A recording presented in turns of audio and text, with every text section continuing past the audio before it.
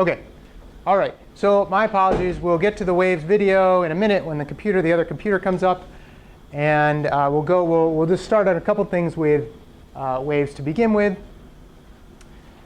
A wave, OK, is, well, let's start with a vibration. A vibration is basically just a wiggle. OK, if you took something and wiggled it back and forth, OK, that's just a vibration. Something vibrating, and it's going back and forth. Now, if that wiggle produces an actual disturbance that actually moves through space, or something like if it was sound through a piece of some wood or something like that, it could actually go through space. Then that's when we call it a wave. Okay, a wiggle in space and time that transports some sort of energy. Okay, and actually it's interesting. A wave doesn't really transport the material itself very often anyway. It's more that there's an energy that's moving through something. Okay, so well, when a wave crashes on a beach, that's actually obviously the water crashing on the beach. But going through the ocean, normally the wave itself goes up and down, and the energy it's the energy that's actually transported back and forth. Okay, so as I said before, both light and sound are waves. Okay, and there's other types of waves too, water waves that hopefully we'll see in a second. And there's also one thing about waves is most waves need some medium to travel through. In other words, the reason I'm able to speak to you so that you can hear, okay, has to do with the fact that there's air in the room here, and the only way the sound waves from my throat get to you are through the air by the vibration in my larynx that actually pushes the air waves towards your ear, or pushes the air, like the molecules of air, kind of near your ear, vibrates them back and forth, and that's the only way you can hear you. The only way you can hear me. Light, on the other hand, doesn't actually need anything to travel through. It's self-propagating, and it will go through empty space, which is good because the sun happens to be 93 million miles away from us through a bunch of empty space. And if we didn't have the sun to rely on for heat, because the waves couldn't get to us, we'd be in trouble. Okay, so that's a good thing. Let me see. Okay, we're getting there on at least it started up on us. I don't know if we'll see if the video comes up. Okay, so before we get to I'm going to show you another wave video as well. This one I definitely have. If you look at a wave, if you were to have a little a ball on the end of a spring, and this spring bounced up and down, and let's say it had a little marker on it, okay? If you started it over here, okay, and pulled let's say this piece of paper, this is a piece of paper that went along. You start the piece of paper here and pull it this way while the thing is bobbing up and down. Can't you see that it'll make a kind of a pattern like that on the paper? It'll be easier to see when I get to a point where I show you the video. But we have a couple of things that we have to talk about with this wave. Number one is the wavelength, which you've probably heard before as far as like the wavelength of radio waves and so forth. The wavelength is any point to the same point on the other side. Okay? So notice if you go down here, you start there and you end up, and then it starts all over again. It's the point between two places where it starts over. The distance between two places where it starts over again is what we call the wavelength. Okay, there's one here where it goes zoop and then starts over again. There's one here, but that distance is the same in this wave. Okay. The other piece is the amplitude of the wave. Now the amplitude in this case is the place from halfway down the entire wave to the top, or also from halfway here down to the bottom. That's the amplitude. And it's basically how high up and down the wave goes. Okay, does it make sense so far? Okay, I'm going to pause here and hope YouTube works. Let's see. So far, so good. YouTube. Okay. This says HD, but I don't think we'll play it in HD. OK, let me switch over and show you this video here.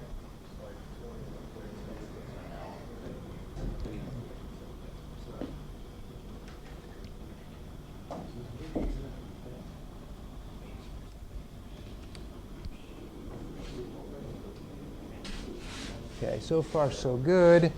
Just got to get this. Okay. Hey, Nicholas, would you mind hitting the lights? Okay. All right. This is from a movie called, no, sorry, off, not on. All right. Yeah, you want those too? Thanks. Okay. This is a movie. This is the beginning of a movie. It's called Billabong Odyssey. I hope you like it. And there we go.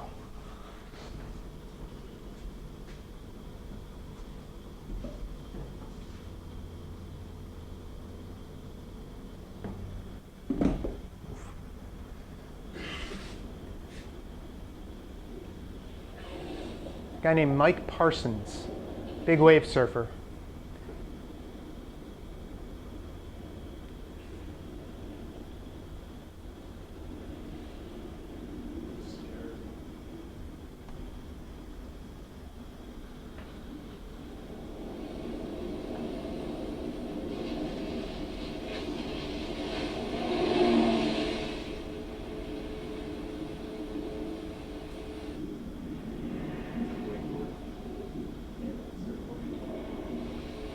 That's called a gun. Okay, so they're actually going to go over onto the wave right now. You can kind of see it. It's all about timing in this case.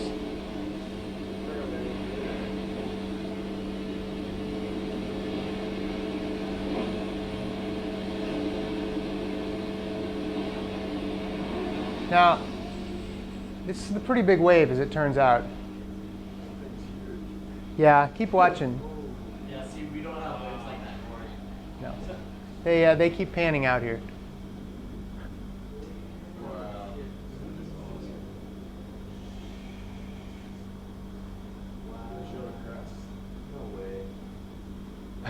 They just keep panning back.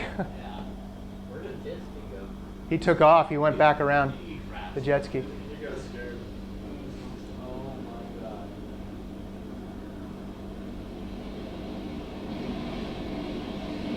Almost took a dive right there, too.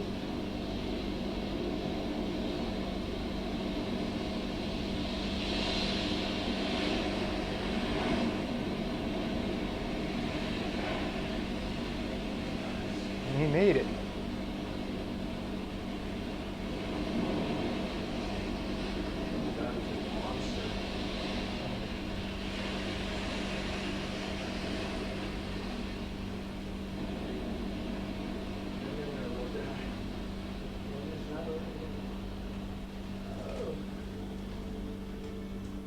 That is why waves are pretty cool, because they can be huge like that. All right. And it's a pretty good movie, by the way. It's a story of these guys who go out and start this competition to try to find the world's biggest wave. And he won. So you want to hit the lights on? Thanks. It's called Billabong Odyssey, sponsored by the Billabong Corporation, I think.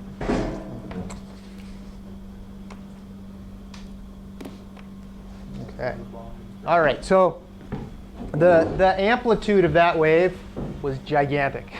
Just so you know, they said that wave was about a 85-foot wave or something. I just read something the other day. There was another guy who just supposedly surfed a 100-foot wave about a month or so ago. I saw a little video. They didn't make it quite as artistic as that one, but definitely huge waves. People die on these things all the time, but you know, it's all for the sport, right?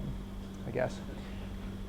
Okay. So anyway, that's what a wave looks like. By the way, if you took trigonometry class, you'll notice this is a sine wave, or depending on where you start, a cosine wave, which really are the same thing. But that's the shape, and that's the shape, like I said, if you have a spring, a ball on a spring, and you go up and down, that's the shape it makes. So I'm going to play that other video for you on this one. Whoops, of course, this is supposing I can find this video. But giant voice.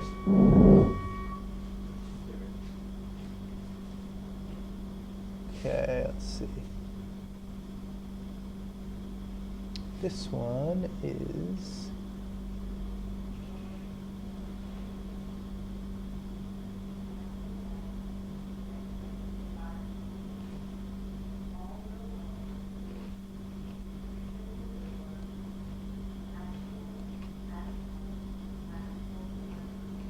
Want to listen to what that is? Oh, it's extras? Contact emergency dispatch at 1911. All training communication will be 3 phases of words. Ah, okay. All right, thanks, training. Okay, so actually, why don't you hit the lights again, and we'll do this one too. I forgot I was doing another video right away. Pay attention to this. We might play it twice, depending on if you want to go over it again. But this shows some more about waves in nice little movie form here. We can think of a harmonic wave as the sum of many small parts, each part being a simple harmonic oscillator. Each oscillator is slightly in advance of the one following it, and slightly behind the one preceding it. In other words, they are slightly out of phase with their neighbors. The wave is merely a continuum of these oscillators. Notice how each little piece just goes up and down, right? That little piece of energy, that little piece of wave is just going up and down, and the energy is going kind of through this way.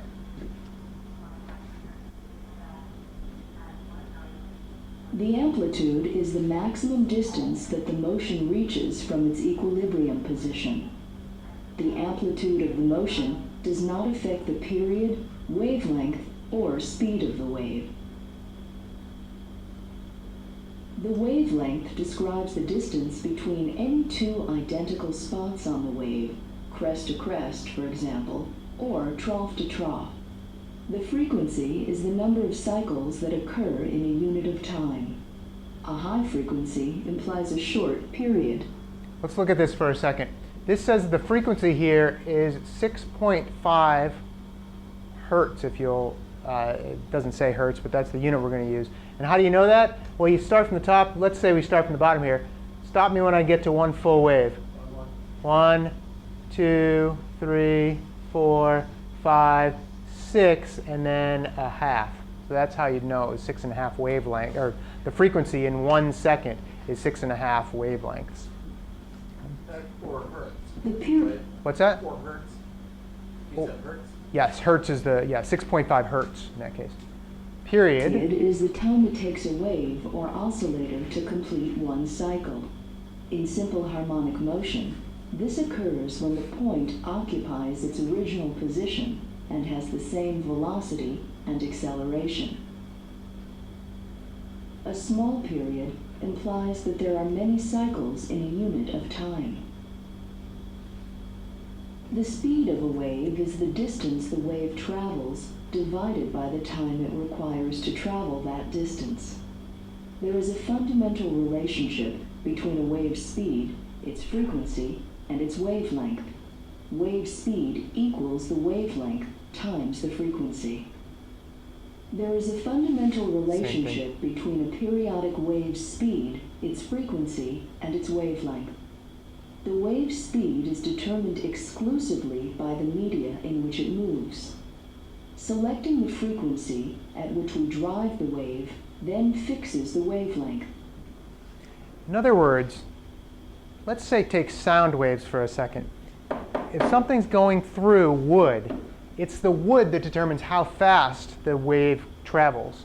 Okay, and we'll get into why waves actually go, why sound waves at all go through wood in a little bit. But it turns out that air happens to be a pretty poor medium for transmitting sound. So in air, sound actually goes a little slower than in things like wood. And it doesn't even, it's actually less easy to hear, believe it or not. If you've ever been underwater and somebody like bangs rocks together or something, you can hear it a fairly good distance away because the sound travels pretty well through.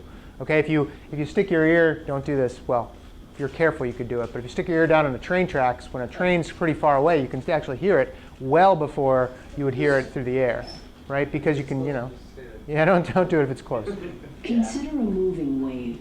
The time it takes for the wave to return to the same phase is 1 period. This is the same time it takes the wave to travel 1 wavelength. The speed of the wave is therefore the wavelength divided by the period. Velocity, distance divided by time. Distance is the wavelength, time is the period. It's just like any other velocity formula that we used before, distance divided by time. Okay? turns out the frequency is just 1 over the amount of time. So if we replace t with 1 over f, this just becomes velocity is the wavelength times the frequency, which is probably what they'll say in a second. Because period and frequency are inversely related, the speed is also the wavelength times the frequency.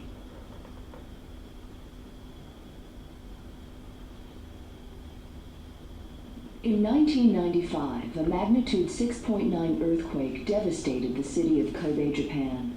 An earthquake's power rolls through the ground as a torrent of vibration. The cart is on wheels and, by Newton's first law, remains at rest as the building moves around it. The motion is fairly simple. It approximates a repeating oscillation called simple harmonic motion. An earthquake's destructive energy is transported in waves. In this module, we learn about simple harmonic motion and waves. All those things are basically waves. This is actually called simple harmonic motion. The period of a simple harmonic oscillator is independent of its amplitude. Cool. These two oscillators have the same mass and spring constant. Despite the large difference in their amplitudes, both motions remain in phase at all times. In our spring and mass system, we can trace the path of the mass over time. We create a plot of simple harmonic motion. All simple harmonic motion can be represented by a curve of this general shape, a sine or cosine wave. A pendulum exhibits simple harmonic motion provided that the angle of swing is not too large. The motion of a transverse wave is perpendicular to the direction of energy flow. The energy of a longitudinal or compression wave travels in the same direction as the motion of the wave.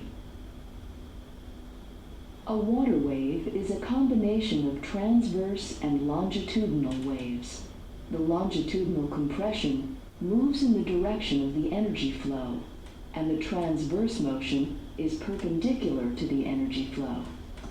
This combination results in a single point in the wave tracing a circular path.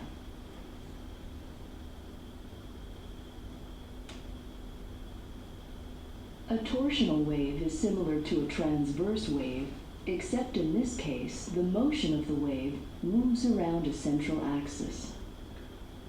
That one's a weird one. Yeah. Yeah. The axis is oriented in the same direction as the wave's energy flow. So don't worry about torsional waves, but the other two, the longitudinal and the transverse wave, we'll talk about in a little bit. Okay. Okay, what did we call the distance between adjacent peaks in the direction of travel for a transverse wave, or any wave? The wavelength. Distance is the wavelength, and you can remember that. Nicholas, you want to hit the light? Sure. Thanks. Whoa. Take my eyes when I just sharper. What was it? Oh, the sharpener? Yeah, that's right. There you go, the wavelength. Okay? And remember, it's between adjacent troughs, or crests are the tops of waves, troughs are the bottoms of waves. Okay? Any adjacent troughs or identical points is the wavelength between those two identical points. Okay? See some people writing this down. Okay. All right. So in the video, we saw that the frequency is the number of back and forth motions in a given amount of time. Okay, and that time we're going to measure in seconds generally. So we say that 1 vibration per second is 1 hertz. And you've probably heard hertz before, like you tune your radio to 88.7 megahertz or kilohertz for AM stations. That's where you get the term for frequency, the unit for frequency. The period is defined as the amount of time it takes for a complete vibration. And remember, the frequency and period are just inverses of each other. If you know the period, you automatically know the frequency. You just divide one divided by that number. Okay? That's the time it takes versus the frequency. Okay? And what's the time going to be measured in? Nope. Period is not measured in hertz. The period is measured in seconds. Hertz is 1 vibration per second, and then the period is 1 second per vibration. What's that? I'm saying that the distance you're talking about, the wavelength. The distance is the wavelength. The amount of time it takes for that wavelength to go to travel, well, the time it takes for the time it takes for a complete vibration, that whole complete vibration is 1 period. The frequency is the number of vibrations per second. Okay, just a couple terms in there. Okay. Now, and here's the thing. Frequency is 1 over the period. Unit is in hertz. Period is 1 over the frequency. All waves start with a vibration. Okay? Higher frequencies means an increased amount of energy. If it's going back and forth really, really fast, okay, you've got higher frequency and you've got shorter wavelengths. Okay, shorter wavelengths at a higher frequency. Okay, and again, remember how we said that the only thing that determines how fast a wave goes is what it's going through. We said, remember that movie said that the only thing that matters how fast a wave goes is what it's going through. So it's always going the same speed. If it's always going the same speed, if you have a higher frequency, you're going to have a shorter wavelength because they are, remember this formula, velocity equals frequency times wavelength. By the way, that's the symbol for wavelength. It's a Greek symbol, what is that, lambda? Lambda, yeah. Greek symbol lambda. Frequency times the wavelength. Okay, if the velocity stays the same, if the frequency goes up, the wavelength has to go down. 10 equals, let's do 12. 12 equals 3 times 4. If we change this 3 into 6, what happens to the 4 to make 12? 2. If the 6 goes up, if this goes up to 6, this one has to go down to 2. So if the frequency goes up, the wavelength gets shorter. Okay? And we'll talk about that when we get into the actual, some examples of waves themselves where we talk about the frequency, namely radio waves. How do you label periods? How do you label period? What is period measured in? Period is an amount of time. Yeah. So whatever time unit you want, seconds or minutes. Per second? Nope, it's just seconds, number of seconds. So if something is if a period of a wave is 4 seconds, that's how long it took for the wave to restart itself, basically. 4 seconds. Okay? Yeah. All right. Okay, you ready? If the frequency of a particular wave is 20 hertz, what's the period? 20 seconds. 1/20th of a second.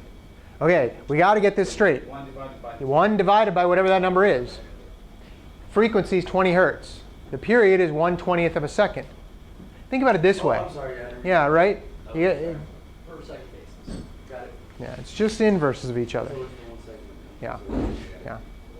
If it takes 2 seconds, if you have a frequency of 2 hertz, that means 2 vibrations per second, which means that the length of one vibration is 1/2 a second. 1 divided by 2.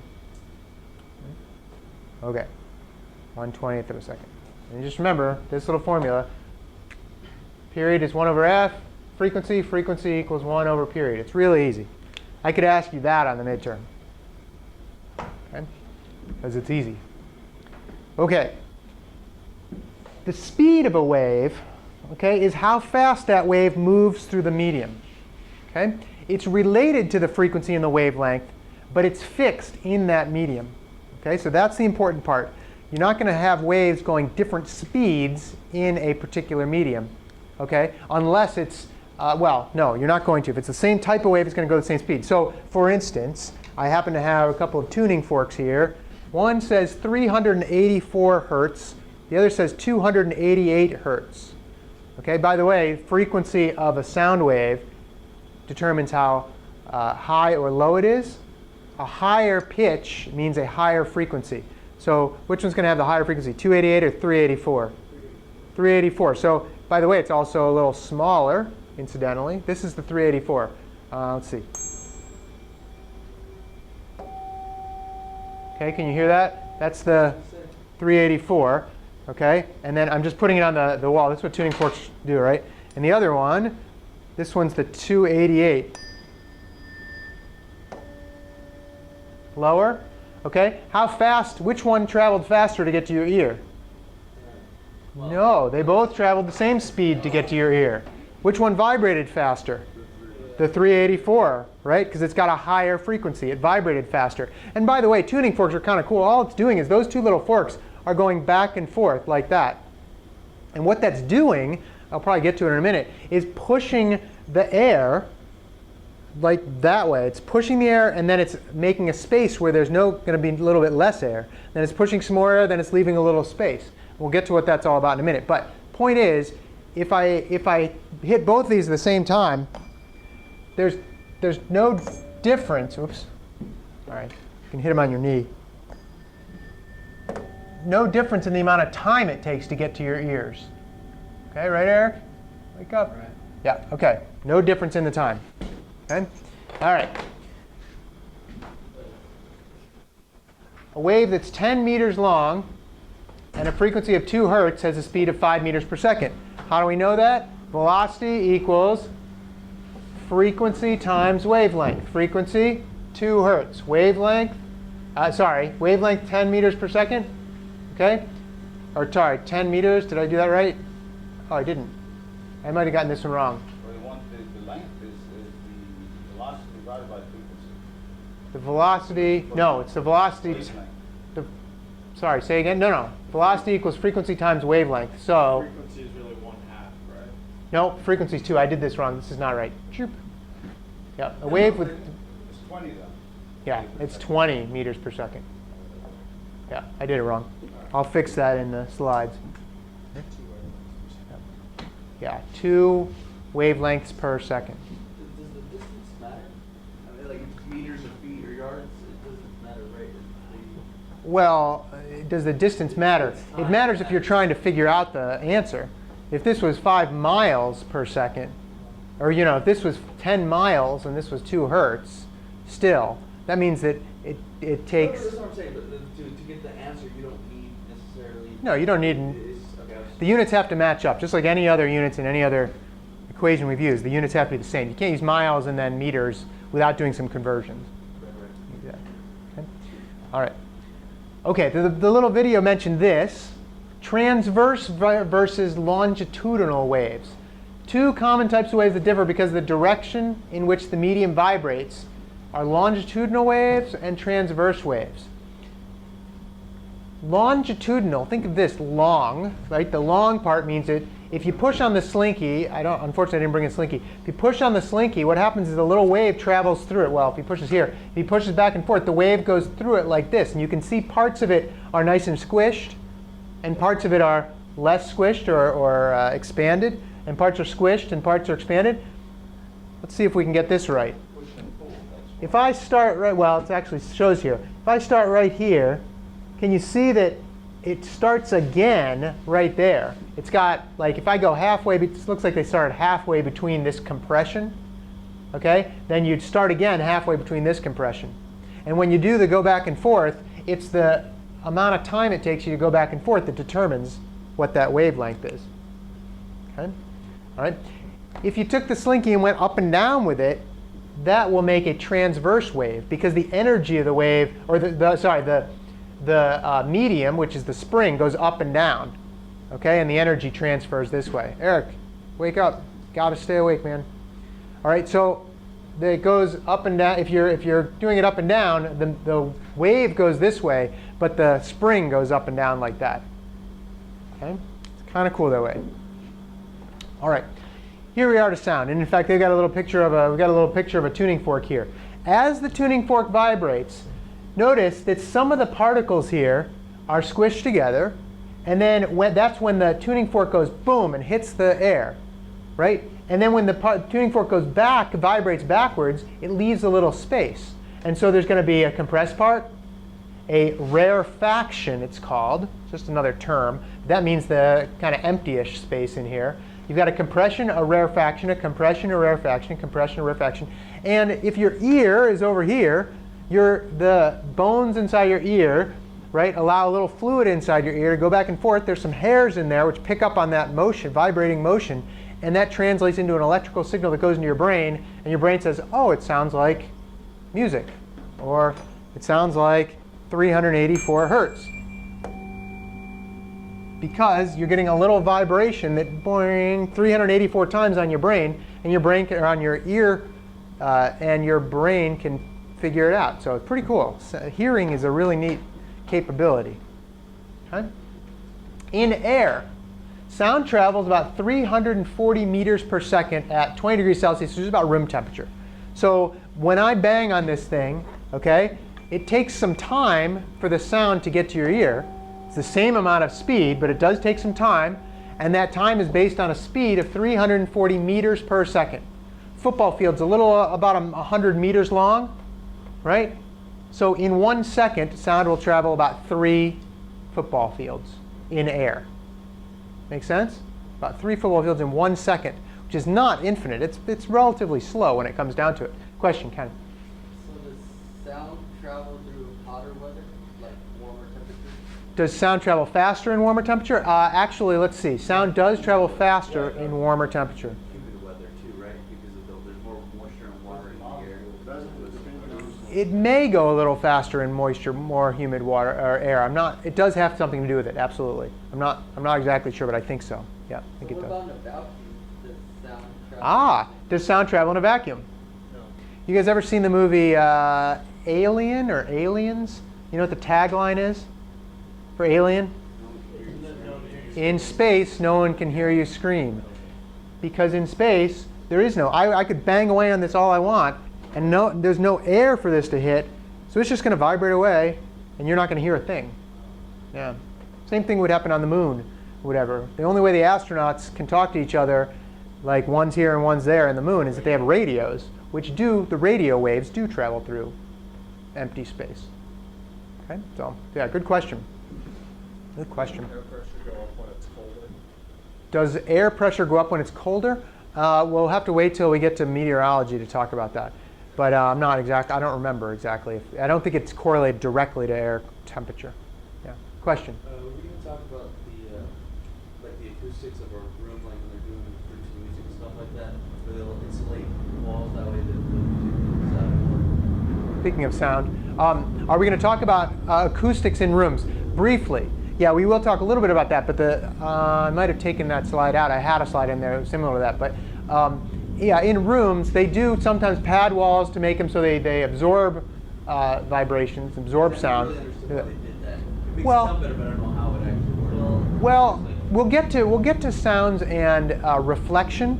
And the thing is, if sound reflects off something, you may hear it kind of twice in some sense, right? An echo. You don't want echoes, is really what it is. So, or if you want certain, if you want things to reach your ear in the right place, you might put something on the top on the ceiling that bounces the sound waves to the audience a little better. So it does depend. Well, sometimes the padding is not actually for acoustics. Sometimes it's so that the other, like in classrooms and things like that, sometimes the padding is so the other classes, it absorbs the sound, so it's not interrupting other classes. That's true too. Yeah, that's true too. But echoes are definitely probably the biggest problem inside a room. Yeah. Okay, you ready for this thinking question here? All right. Let's say that you are at a concert. Okay, it doesn't have to be an opera concert, but you're at a concert. Okay, and you've got a little radio, and this concert is being broadcast both live and over the radio. Okay, you're sitting about 75 meters from the stage. Okay, you're not real close. Okay, the performer has a microphone right next to her mouth in this case. Okay, and then that goes to the radio station, gets broadcast, and in this case, it gets broadcast all the way around the world. It's a weird radio station. They're actually putting it on radio. They're bouncing the radio wave all the way around the world, and then it's coming into your radio here. Okay, the question is, what do you hear first? The singing coming from from the speakers on stage, or the speaker in your radio? Depend on the radio frequency? Yeah. Does it depend on the radio frequency? Good question. Does the radio frequency determine how fast a wave goes? Same frequencies go the same speed. No, any frequency goes the same speed. for the same type of wave. Okay? So I pose the question again. Are you going to and who thinks that you're going to hear the voice from the speakers on stage before you're going to hear the voice out of the radio? 1, 2, 3, 4, 5, 6, 7, 8. Who thinks you're going to hear the voice out of the radio after that signal's gone all the way around the world before you hear it off the speakers? 1, 2. Did you vote twice? No. Okay. Actually, 3, 4. Okay. So. You mentioned earlier that the air is a full conductor. So why would I? Well, the air. Okay, remember, what did we say? 340 meters per second, right? Okay. So it's going to take about 75 meters. So let's see. A quarter of a second or so, quarter of a second for the sound to go from here to your ear. Forget about the radio. Speed of light, which is what radio waves are, 300,000 miles per second. It's about, about 20,000 miles around the Earth, something like that. It's going to take less than a quarter of a second for the radio wave to go through the speaker or through the microphone into the equipment, broadcast all the way around the world, and then back and be heard in your little ear there. It's actually going to take less time to hear it. You'll hear it first out of the radio, even though it's gone 20,000 miles versus 75 meters. Because radio waves go really fast. Really fast. What about delays in football games? Good question. Well, delays in football games, they just cycle it through purposely to delay it so that you don't hear the coaches, swearing and whatever, for that. But speaking of sporting events, if this was a sporting event, if this was a baseball game, and that was a baseball player, and you were up in the stands, have you ever been in a baseball game where you see the guy and he hits the ball, and then you hear about a third of a second later, right? Well, because light waves coming from the thing is faster, but the people. They have a little, by the way, when you're playing baseball and you have professional baseball, they have a little microphone right next to home plate there, like right behind home plate. The people sitting at home in California, the game's in New York, you're sitting in New York. People in California hear the baseball hit before you do. And they're 3,000 miles away in California because it takes, instant almost to go there. So kind of cool. Cool, you had a question? It's like during one of the bowl games, I was actually on Skype with a bunch of friends at home that were watching the same game. Yep. And there was about a half-second delay in what I saw on the TV and what they saw on the TV. That delay is probably because of the equipment they use and also because they might have added a little bit of delay. Yeah. But you probably could have heard, well, it was a football game you said? Football game. Yeah, you don't hear that much. I guess you probably could have heard a hit before you would, over the Skype, before you would hear it over from the ground. Although Skype doesn't really, the internet is not at the speed of light, so that's something different. That may have been what the delay was. Yeah, that's true. That could have been what it was too. Okay, so anyway, radio signals travel at the speed of light, very, very fast. Sound's only very, very slow compared to it, and so you do that. And I talked about the baseball. Okay. All right. Sound waves. Now, this is not a very good picture. I grabbed this off the internet. Not the best picture in the world.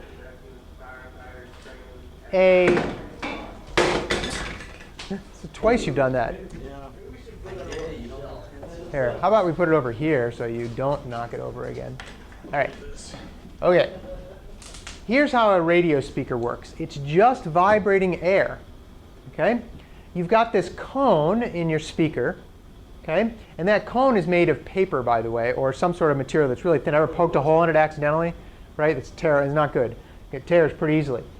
Air molecules next to the speaker get pushed in and out, okay, causing those vibrations in the air. This goes back to last chapter. Notice this. You can't really see it. That's a coil of wire around a magnet. Okay? There's a well, I guess the magnet is kind of this whole piece. When you put current in a wire near a magnet, the wire gets a force on it. Remember that from last week? The wire gets a force on it. If you force this enough, or I guess in this case, because it's connected, the whole magnet will actually move a little bit. It moves the cone back and forth. And you determine what that current's going to be, because it's connected to your stereo, which knows how to put out the exact right frequencies to do this. Okay, so it's just like a tuning fork in the sense that it's vibrating the air back and forth. But it's doing it based on a signal from your computer or your stereo system. So it's pretty cool. And then the sound waves actually are from the air, hit your ear, and then you hear the sound. Yeah? Now, how do noise canceling headphones work? Ah, good question. You know what? I almost brought a pair. One of my friends here has a pair, but I didn't get in touch with them in time to bring it. But noise canceling headphones, I think we'll talk about it here in a minute. Okay. Noise canceling headphones are really cool because that is what we call sound interference, when waves interfere with each other. And you can have what's called destructive interference, which cancels the wave out. It's pretty cool. So we'll get to that in a little bit. OK. Here we go. So who's asking about temperature and sound earlier? Yeah. For each 1 degree Celsius above 0, the speed of sound increases by about 0.6 meters per second. So a hotter day, sound will go faster, for what it's worth. Okay? In air, about 340 meters per second. Warmer air, greater than that, of course. In water, speed of sound is about 4 times greater. So like 1,400 or so meters per second. Pretty fast in water. And then in steel, 15 times faster than in air. Very fast, considering. So how does it work in negative Celsius? Does it slow down? Well, sure. I think to a point it slows down, yeah. Yeah, it keeps slowing down. But remember, negative Celsius really doesn't mean much. It's still above absolute 0. Yeah. I saw a question the other day. I was looking through some stuff. Maybe I should ask you this on your test. There you go. A piece of steel is at 0 degrees Celsius. And then the temperature, the absolute temperature doubles. So 0 degrees Celsius, the steel would feel very cold, like ice cold, right? If you double the temperature, would you still want to touch it?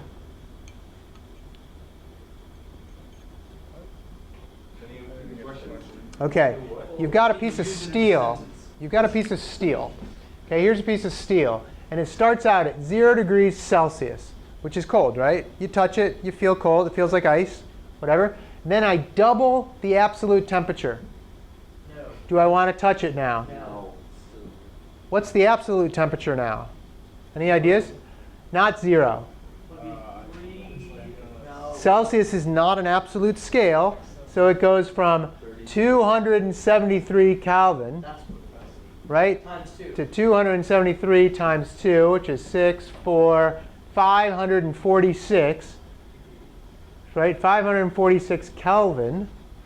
Subtract out 273 again, and you get 273 Celsius. You don't want to touch that anymore, right? Yeah, you don't want to do that. What's that? Would it be molten by then? I don't think it would be molten, but it would probably be red hot. So the sound would travel faster down? Sound would travel faster, yes. Yes. There you go. Good. OK, it's the nature of sound. All right, now we're into reflection. So you're sitting in a room, and we're going to get to the reflection when we talk about light in a few minutes too. Sitting in a room, OK, and the sound will bounce off walls. We just call that an echo. OK, and you can sometimes hear the sound. Let's say there's a sound wave here. It's going to maybe go this way and bounce off and go into your ear. But it could also go this way. And that's why it kind of sounds a little weird when you have echoes. This room echoes a little bit. Sometimes you can hear some of the echoing going on. But echoes just vibrations. Now, notice something about this vibration. We'll also go over this again. I'm going to show you the video now. Notice something about the vibration, or the reflection. Notice it comes in and then goes out at the same angle it came in at. 90 degrees? Not 90 degrees necessarily. It's whatever angle it came in at. So let me show you. If this is a wall, and we had sound bouncing off it like this, right? If you drew a line down here, we call this the normal line. Remember normal from forces, the perpendicular line? It's going to bounce off at the same angle so that this angle equals that angle. Right? And it's always the same angle it comes in at as goes out. Let's do this. Let me show you the video right when we get back. So let's take a 10-minute break right now. You should be able to get back before colors, and then we'll do that. All right. So Anybody, you guys have all played pool before, right? You know, well, have you played billiards without pockets? There's a game where you play billiards and there's no pockets on the table. There's snookers, similar. There's this game they're about to show you. This is actually from a video called Donald in Math Magic Land. It's a fun little video. I remember seeing it when I was like in 6th grade. But it's got a little portion in here about billiards, which if you look, they don't even really discuss the angle of reflection, but it's all about reflection when you bounce these pool balls off the side of the bank at them off the rails. Okay, so you'll see. So I'll play a couple minutes of this. It's kind of fun. Just watch for the angle of incidence being equal to the angle of reflection. It's the same with the cue ball on Exactly. No. A mathematical game played on a field of 2 perfect squares, using 3 perfect spheres, and a lot of diamonds. In other words, billiards. Oh, boy. That's for me. You know the game, don't you, Donald? Of course. The cue ball has to fit the other 2 balls. Like this.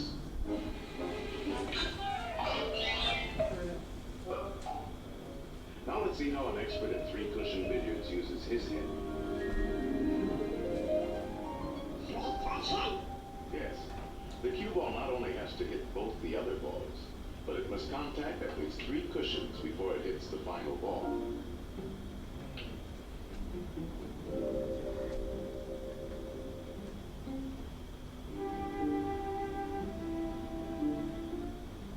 One, two, three. The guy's pretty good, actually. That's impressive. No pockets. This is 3-cushion billiards. What's You have to hit both balls, 2, 3. but you have to hit 3 walls before you hit the second ball. That's it. Well, you keep, I don't know, you get points. It takes an expert to make several shots in succession. 1, 2, 3, 4, 5, 6. So you get more points if you hit more rails? Luck? I don't think No. so. It's I don't know. skill. For this game, you have to know all the angles.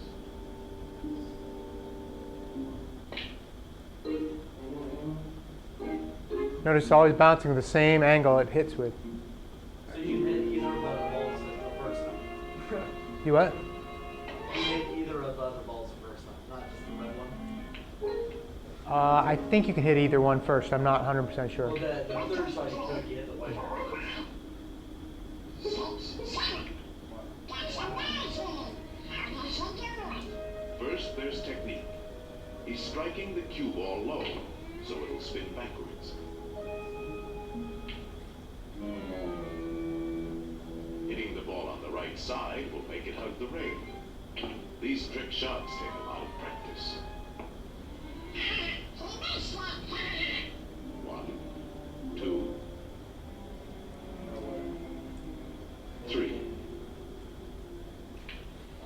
What's the best way to do about that? Oh, this game takes precise calculation. He figures out each shot in his head. He could play it like this, but it calls for quite a bit of luck. There is a better choice. For this, he uses the diamond markings on the rail as a mathematical guide. First, he figures the natural angle for hitting the object balls. And then he finds that his cue ball must bounce off the number 3 diamond. Next, he gets ready for the shot, and he needs a number for his cue position. This calls for a different set of numbers. Very confusing, isn't it? Not when you get the hang of it. You see, the cue position is 4. Now a simple subtraction. 3 from 4 is 1. So if he shoots for the first diamond, he should make it. It's called playing the diamond system.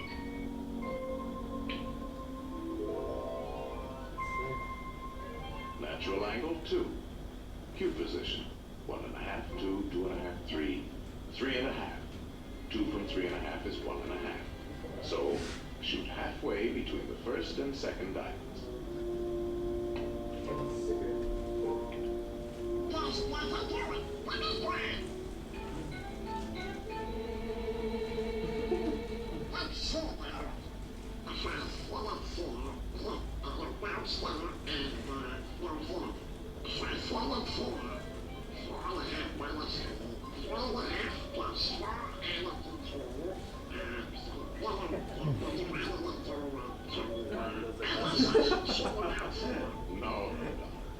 There's no guesswork to mathematics.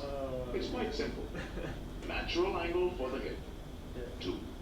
Q position, 3.5. How much is 3.5 minus 2? 1.5.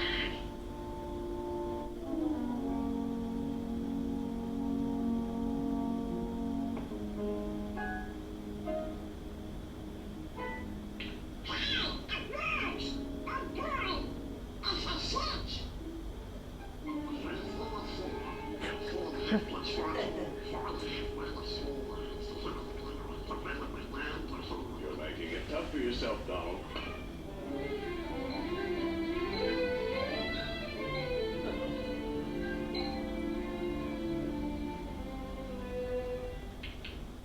There we go. All right, so we did throw a little math in there, I guess. Okay, so as you hopefully noticed, reflection happens when you reflect off, angle of incidence equals the angle of reflection. Can you hit the lights, Nicholas? Thanks. Okay. We've also got this thing called diffuse reflection. Diffuse reflection, we're going to actually have another slide on this in a little bit with light as well. Diffuse reflection happens when light actually kind of bounces off a rough surface. Each individual ray of light does follow the angle of incidence equals angle of reflection. But since we're rough here, it could be bouncing, the actual surface it hits is not perfectly perpendicular. So that's why you get lots of different reflections off in different ways. We'll get to that again when we do light in a little bit. And then we'll also talk about this a little bit later too. Refraction, which is different than reflection. Refraction is when light actually bends as it goes between two materials, or when waves bend when they go between two materials where it goes slower in one than in the other. Okay, so light actually bends going into a different type of material. Okay, and we'll get to that again. It shows it when the guy's looking in the aquarium. The aquarium, yeah. We'll show you that. I'll show you that too in the next chapter. And a little cool picture of refraction. Kind of neat. You know why you get sunburned worse in the water? Is that why you get sunburned worse in the water? No. Reflection is more why you get sunburned more, because the water is very good at reflecting. So when you're kind of on the surface of the water or whatever, lots of light's bouncing off. Yeah, that's pretty much right. When you're skiing. Yeah, exactly. Exactly. Okay, and when you're skiing, you've got lots of bright white, Exactly. snow to bounce the rays off of. Okay, now we have this interesting thing called forced vibrations. Okay, and this other thing called resonance. Both are kind of cool. Forced vibrations are when you vibrate one tuning fork, let's say, and another tuning fork starts to vibrate because of it. I was looking here earlier, I don't think they gave me two tuning forks that are the same frequency. So I can't try it here. Hewitt does have a little video. I don't think we need the lights off for this. But when you, I'll show you the Hewitt video that talks about forced vibrations. Every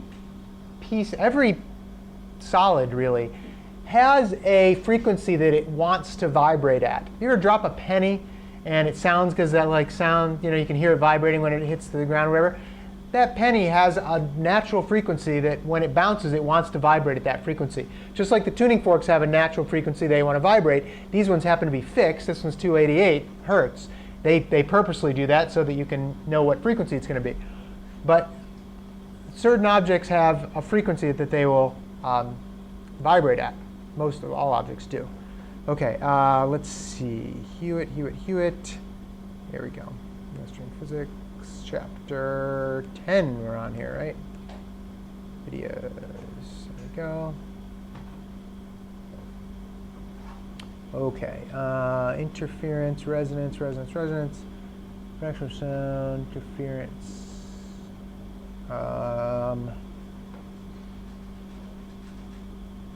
Hang on. I think this might be the one. Yes, this is the one. Okay. So Oh, no, this isn't it. Hang on, this isn't it. What's that? is amplitude measured in decibels? Amplitude can be measured in decibels, yes. Let's see, is this the one? Hi gang, sound time. If this room were filled with ping pong balls and I had a big paddle, and I shook it back and forth, I'd send vibrations through the ping pong balls. Same type thing happens when I strike this tuning fork. This vibrates back and forth and hits the air. The air vibrations, that's what you pick up the sound. You ever have a fork, frequency, frequency, same. Watch, listen up. Strike this one vibrates. 4. As long as the frequencies are matched, I can get the vibrations to cascade back. It's called resonance, huh? What's going on here is these are the same frequency tuning forks. He's got big tuning forks and they have boxes that make it so you can hear him very well. He hits one tuning fork and it happens to be the same frequency. As this tuning fork vibrates, it vibrates this one, which also wants to vibrate at the same rate. So it's kind of like a swing set where if you push your little sister on a swing, right? If you push it exactly the right time, you don't have to push very hard and she keeps going higher and higher and higher, right? Because you're pushing it exactly the right time. Well, think about this. One tuning fork, when it goes this way and then it goes back this way, it's doing it at 288 hertz, right? If I had another 288, pretend this was also 288 right here, okay?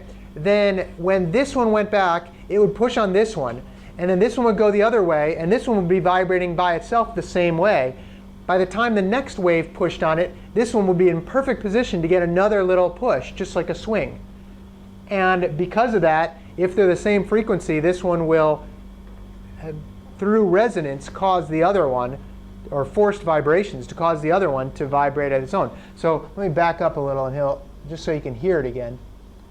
Ear vibrations, that's what you pick up the sound. Nope. You ever have a fork, and I shook it back and forth, There we go. I'd send vibrations through the ping pong balls. Same type thing happens when I strike this tuning fork. This vibrates back and forth and hits the air. Ear vibrations, that's what you pick up the sound. You ever have a fork, frequency, same. Watch, listen up. Strike this one vibrates. 4. As long as the frequencies are matched, I can get the vibrations to cascade back. It's called resonance, huh? What happens if this fork has a different frequency? He can change the frequency of the other one. Yeah, nothing. I have to have this frequency the same as this to pick up the vibrations from here. That's what happens with a radio set. Your radio signals are coming in, and you change the frequency of your radio set so that it matches the incoming frequency. You got it. Physics. Yay. Yay. Okay. So that's resonance. Now, and here's the little demonstration of forced vibrations.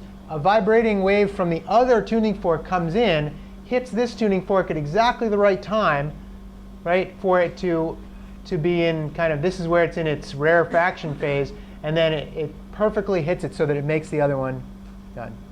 Okay? Resonance, through that method, can happen in other things besides tuning forks. Has ever heard of the Tacoma Narrows Bridge? Anybody from Washington State? Yeah. There was a bridge called the Tacoma Narrows Bridge, which was built in 1945 or something like that. I think they say it in the video here. And it had an interesting property that a small amount of wind would make it vibrate at its natural frequency. Okay? They called it galloping Gertie. And you'll see why in a minute. But let's see if I can get this going here. Might as well turn the lights off for this one's 4 minutes long. Thanks. As you can see, this bridge was exceptionally long and narrow, over half a mile long, only 39 feet wide. It lasted just 4 months.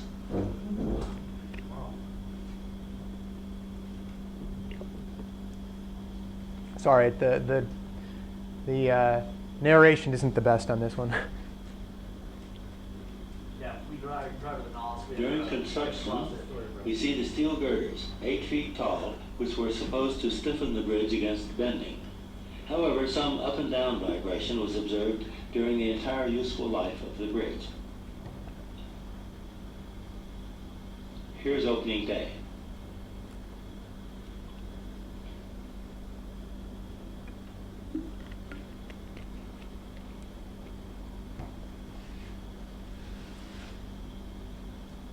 (1940). Really. So there's a resonant vibration in torsional mode. That's kind of like On it. November 7th, the bridge suddenly went into a twisting motion.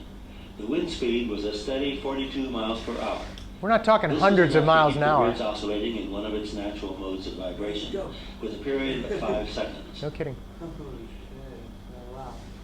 Period of 5 seconds. That's real time. Yeah. Yeah, I didn't do that anymore. A professor of engineering went out to see what had happened.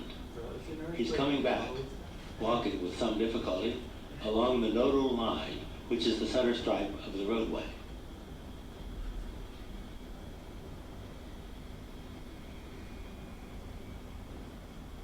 No way. You wouldn't crack the concrete or anything like that?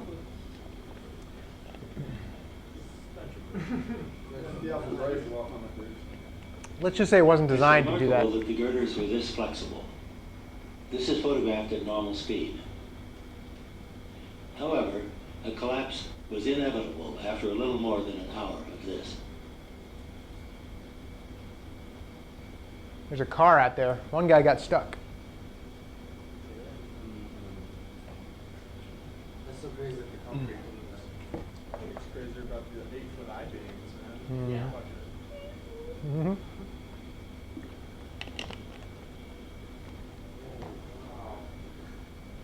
It's great. That's real time?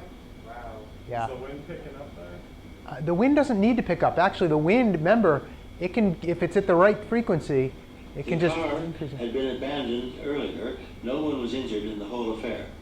However, a small dog in the car was frightened and was afraid to come out, and he perished along with the bridge. Oh, no. History. Nowadays, they would have a fit over that. There it goes. America. That's it.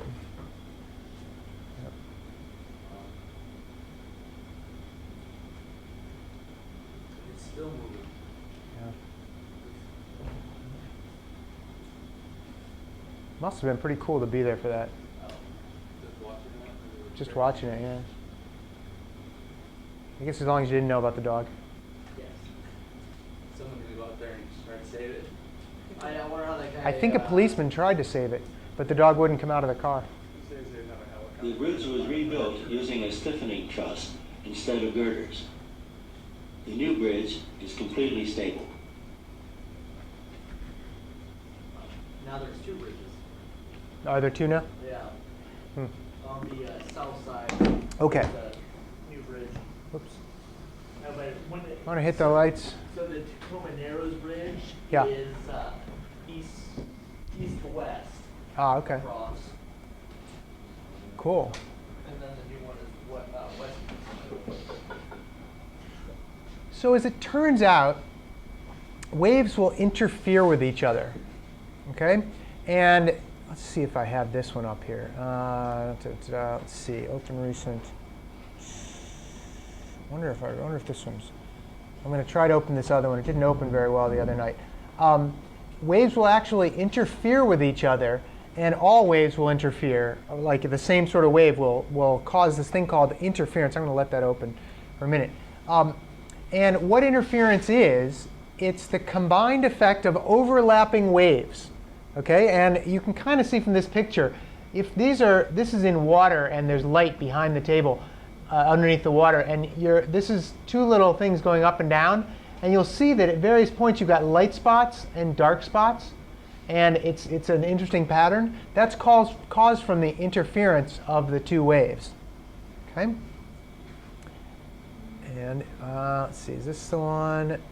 This guy does. That's not it.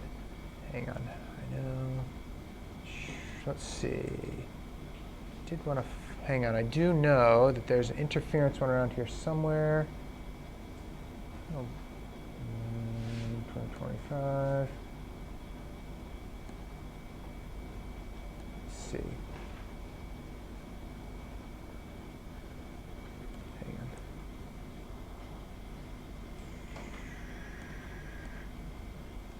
Just one. Hang on. Nope, that's not it. Hang on. Nope. Ah, this is the one. Okay, yes, this is the one right here. Okay, so let me play this for you. Okay, this is watch. Whoops, there we go. watch this as we go through here.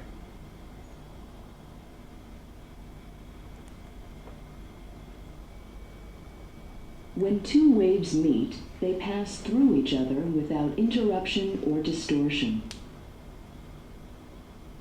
As the waves superimpose, the that's not showing amplitude anything. of the resulting wave.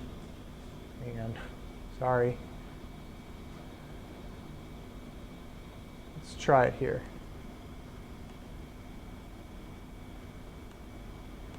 Come on. When two waves meet. Oh, it's not working. Hold on a sec. Okay, I have another way of doing this. Let's do it this way. Okay. I'm going to have to open up Windows on here to do this.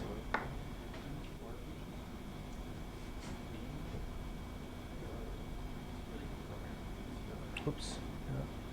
Yeah, you can run Windows from oh, you know what? Yeah. What's that?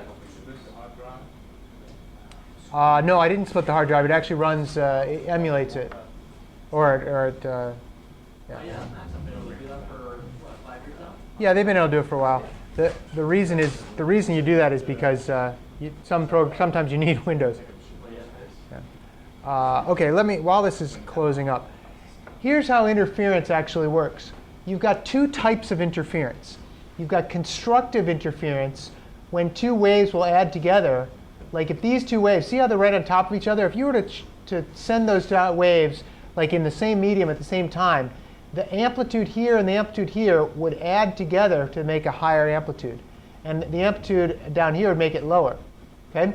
If you were to flip one of these waves and send them down at the same time, they would actually completely cancel out, which is pretty cool when it comes down to it. Let me do this. What's that? You don't have to partition your hard drive for this, no. Hold on, where'd it go? There it is. Okay, that's the one I want. Go 7, there we go. By the way, it helps if you have a fast hard drive. I have one of those SSDs in here. It does take a lot of processing power to do this, but yeah. Come on, come on.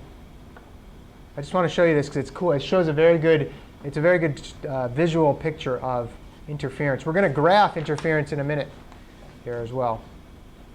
I'm going to do it on our own. While you're doing that, I'm going to figure something else out too. Okay, let's see.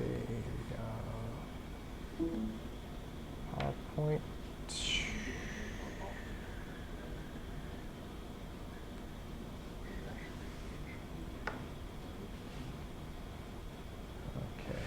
Wait, how do I open? This is an old PowerPoint, isn't it? Or is this a new? How do I open a recent? Oh, there we go. Oh, hang on.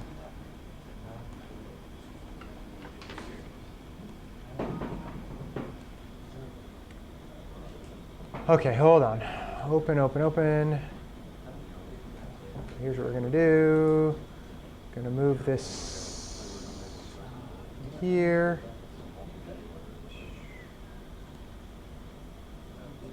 Okay.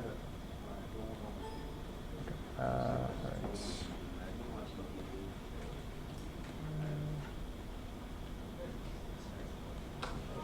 Oh, come on. I just put it there. Hold on.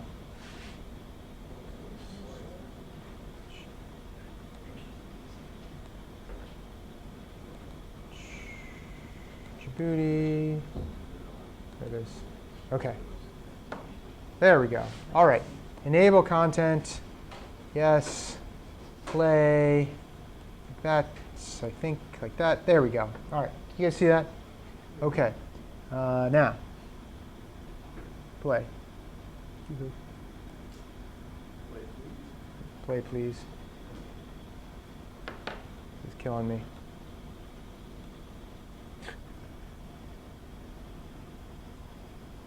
I don't know why it's not playing. It was unable to find the file, of course. Okay, hold on. Okay, last try here. I'm going to open this up from here. And this might take a minute. So while this opens up, we will go back to here and keep going through here because I want to show you some other things. Here's the superposition of waves. Notice these two waves, if you add them together, they make a bigger wave, like that, right? You can do the same thing with sound waves. You just get a louder sound wave. It's as if I played two tuning forks with the same frequency at the same time. You can also do them in opposite. Notice this one's going up when this one's going down. Same thing, cancels out. This one cancels out. This is what sound canceling headphones do. You have a wave coming in. The sound canceling headphones have a little microphone in them that listen for the sound, replicates it exactly like this so that the troughs, or the rarefactions and the compressions are exactly the opposite. And then by the time the two waves hit your ear, they're canceled out, and so there's no more noise left. Okay? Kind of cool, yeah. Okay, interference. Is it a property of sound, light, or both? Or neither? Definitely sound. Light actually does too, yeah. Yep. Okay, all types of waves will interfere. Okay, let's do this. Get out the little piece of paper I handed out, and here's what you're going to do. Okay, does everybody have one? Hopefully everybody has one. You've got a piece of paper with a bunch of numbers on it, and you're going to just add those two numbers together, okay, along the right-hand column. So for the first one, it's going to be 0.8 plus 2, and then 1.5 plus 0, and then 2.2 minus 2, etc. Do that along the right-hand side now. Okay, while I'm trying to figure out this thing. We don't need to leave space for anything else. You do not need to leave space. Just do the addition right there. Guess I could have added it for you. Just add the two waves together.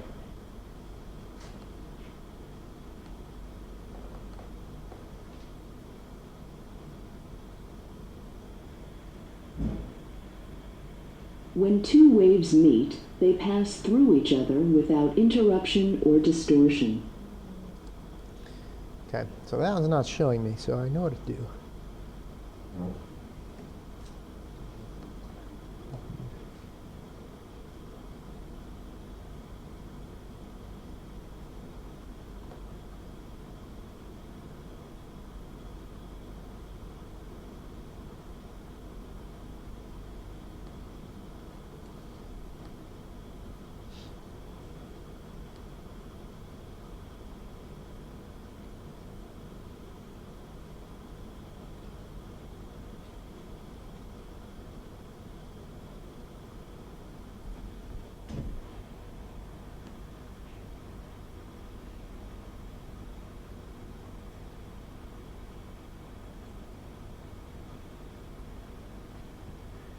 When you're done adding all those together, I want you to graph them on the other piece of paper. And let me show you what I mean. There's going to be 3 different waves you're going to graph. Okay, you're going to graph the first one, and it's going to look somewhat like this. Okay, you've got the graph paper here. Okay. The x-axis is going to be across the bottom. So what you want to do is you want to label each little box all the way across down to 32 boxes. 7, 8, 9, 10, all the way down to 32. Make sense? What's that? Label them. Yep, label them all the way across to 32 on the bottom of the first graph. Okay. What's that? Under wave 1, yeah. You're going to do the same thing. You can put them on top if you want. It doesn't really matter. You're going to do that, OK? And then you're going to, from here, you're going to label 1, 2, 3, 4, -1, -2, -3, -4. Okay? And then you're going to graph the first wave. And here's how you're going to do it. Can I see this for a second? Here's how you're going to do it. It's pretty easy, actually. Okay? Wave 1 is at 0. It's at 0. So you put a little dot, 0, 0. And then at 1, it's at 0.8, which is almost up to 1. So at 1, you're going to go to 0.8. And then at 2, you're going to be at 1.5. 1.5. And then 3, you're going to be at 2.2. 3, you're going to be at 2.2 about there. Right? Mine's not quite right. At 4, you're going to be at 2.8. Whoops, sorry, I lied. 3 is at 2.2, 2.2. It's going to be like there. 3 is going to be 2.8, etc. Okay, you're going to graph both of those waves. So do that now. While you're doing that, I'm going to pull up my graphing program and try to graph something.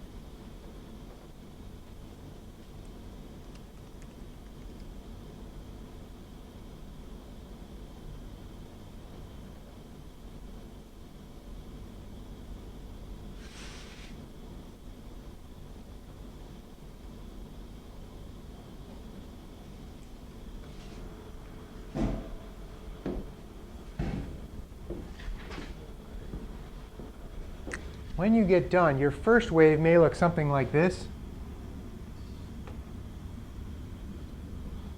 because you're going to connect all the dots.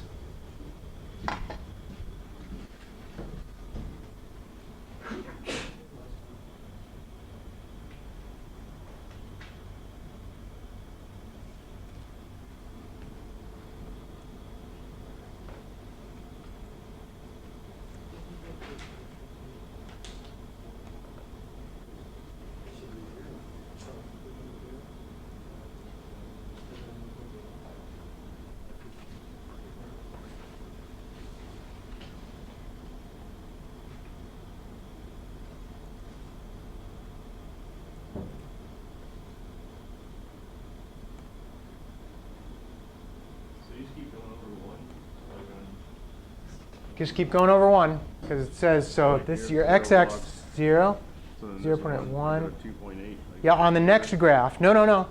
You're first looking at wave 1 on that top graph. So you're going to graph 0 versus 0.8. So go to 0. Well, sorry, 0 to 0. So right at there is going to be a dot. The next one's going to be 1 and 0.8. So you go over 1 and you go up 0.8. And then you go just down the first one there and you graph all those. Right? Everybody kind of got what they're doing? Okay.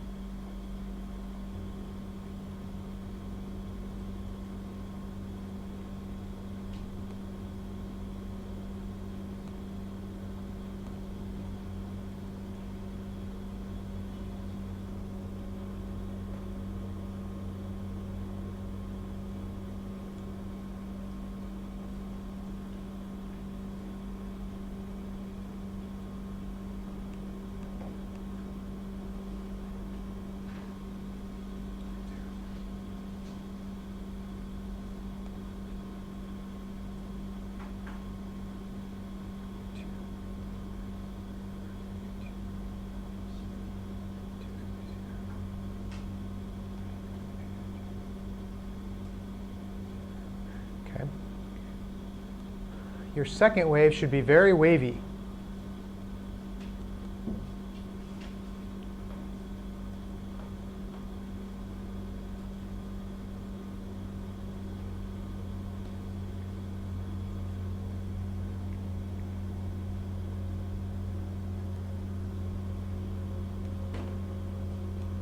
Not realizing that a pencil is more useful.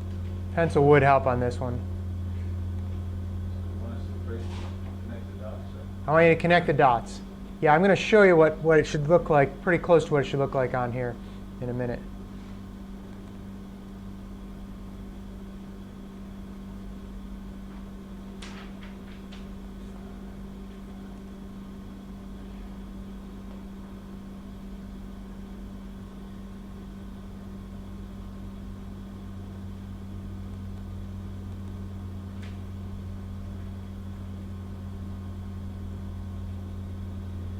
Okay, and the third one you're going to graph is going to be the combination of the two.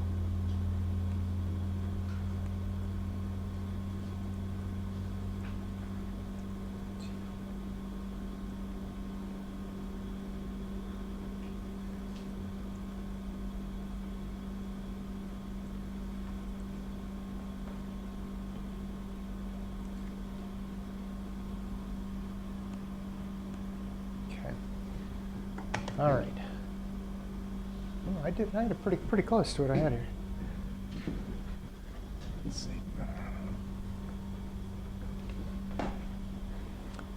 Your first wave should look something like this. Second wave, you can make it triangular if you want, but I'm going to make it like this, where I'm just going to make it a nice curvy one like this.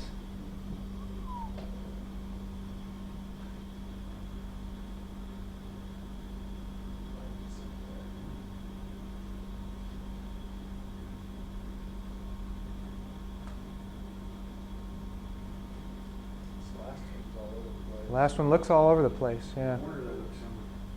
Uh-oh, did you do the same one? Yeah.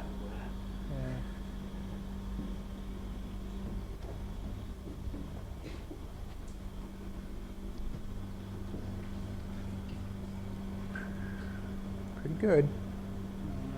No, a little bit. The second one should be a little easier, where it's the same pattern over and over and over again, right? 0, then 2, then 0, or what is it? 0, 0, then 2, then 0, then negative 2, then 0, then 2, then 0, then negative 2. All right.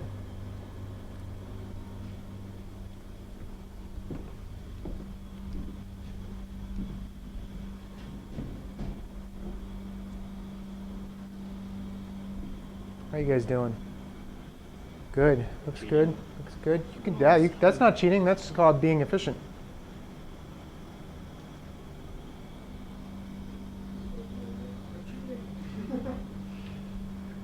Good. Looking good, James.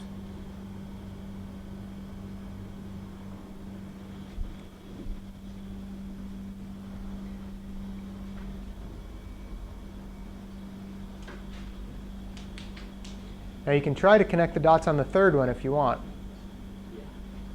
which is good. It's interesting.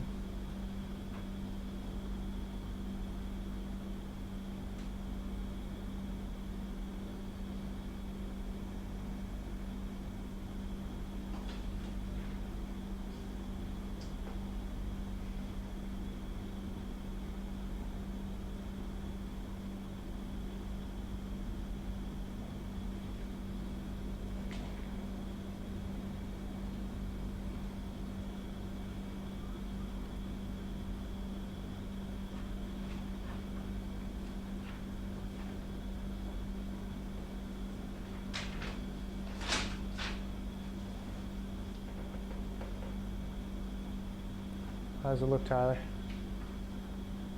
Does it look like this? It's like both were mixed together. There you go. Okay.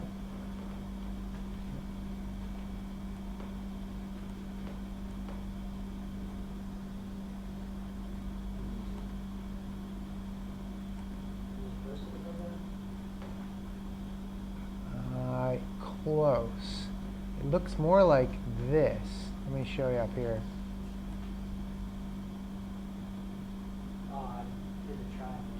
Did you? Yeah, that's okay. This is your first one looked like this. Your second one looked like that.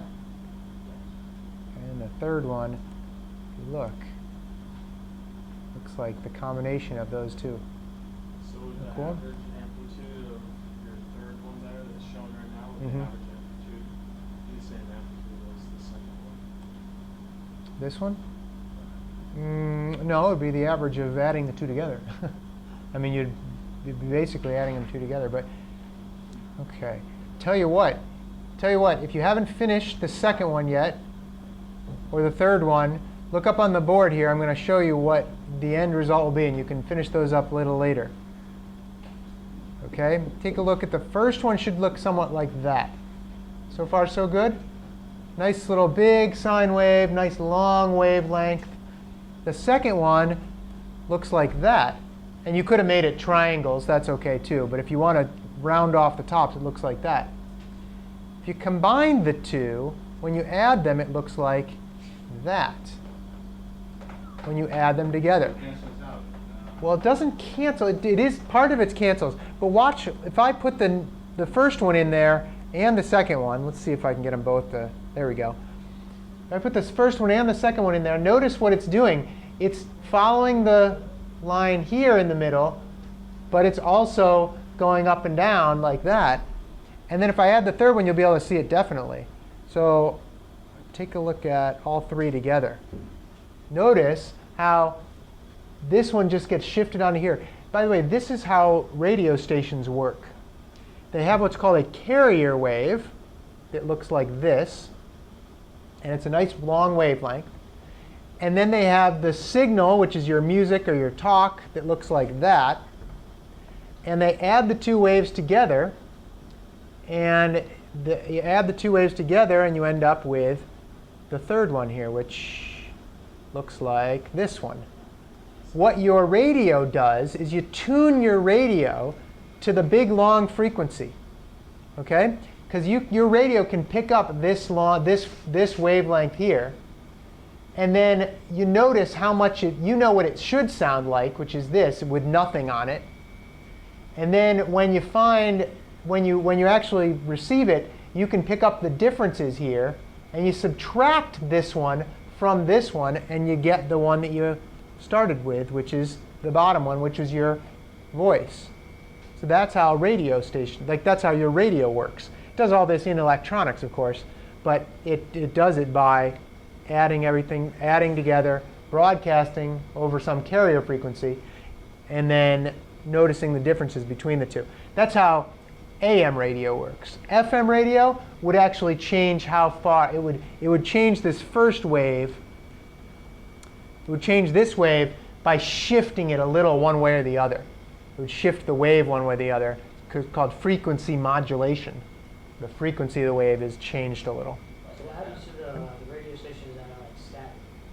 The radio stations that are static are basically this wave that's, because it's gone through the air, it's going to pick up there's going to be a little bit of static on there just because of other interference from other waves. It's going to pick up that static, and this is going to be just a little bit different like this. It'd be like kind of instead of I can show you. It'd be like let's see, this wave, instead of being maybe like this, it would be like let's see if I do this. Nope, wrong way. Whoop. Let's do this. Instead of that, we'll make it 1 there. We'll make it like 200 there. Whoop, maybe not. How about 20? Like that. And then watch what happens when we, and it might not be quite like, let's see, instead of like that, it'd be like 0.1. So it'd be a really tiny little one like that. And then if we add those together, let's see. Here's what we're going to do. I'm going to copy this. And then I'm going to do another one here, new equation. I'm going to paste it there like that. OK, and then instead of that, I'm going to, let's see, I'm going to copy this like this. And I'm going to replace that here like that. And there we go. Now you can kind of see on here, notice it's not perfect anymore. It's got all these little bumps on here. That's the noise. And think if those noise were random noise, it would be a little higher, a little lower, a little higher. It would be like that. So that's what's going on with your static. Yeah. All right. Cool program. Yeah, it's just great. This actually comes with Max. Little program here, yeah. No, oh, we don't need that one here. Why is it still showing the one at the bottom today? Oh, because I changed it. So, anyway, any questions on that stuff? If you want to keep working on that, you can. But let's move on. I tell you what, let's take another break right now. Take a 10-minute break. If you want to keep working on that, go ahead, or you can take your break. Up to you. Action. All right. Okay, so we just talked about interference. One very interesting kind of interference is this thing called beats. Beats are where you've got two frequencies of sound playing at the same time that are very close to each other. I'm going to demonstrate that for you, if I can. I'm going to demonstrate that for you here with two different frequencies. So here I've got A440, which is 440 hertz. Sounds like this. Sounds like it's not playing. Hang on. Let's see. Let's try this again. Hopefully that'll work. Let's see if this one works. No, why are you not working? Hang on. Ah, hang on. I literally tried this 10 minutes ago, and it worked fine. So, who knows? It's bad luck tonight. Tonight's been a bad night for this stuff. Let's see. Here we go. Lectures, extras, graphic interference, tuning fork. Here we go. Let's try this again.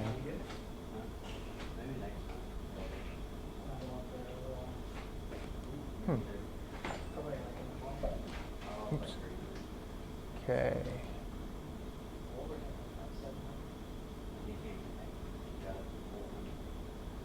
I know I'm not connected to the. There we go. Okay. So that's that one, and this one's this one, and oh, my Doppler one's gone. All right. Well, anyway, so the let's see if this works now. There we go. Okay. Sorry, too loud. So this is 440 hertz. Okay. And on the other one, I can also play a 440 hertz, and notice they sound like one sound. If I change one of these to 441, watch what happens.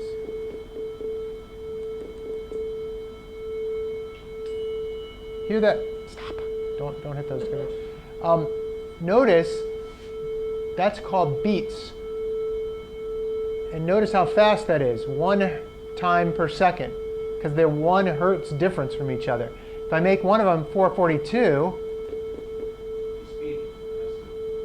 2 beats per second. If I do 445,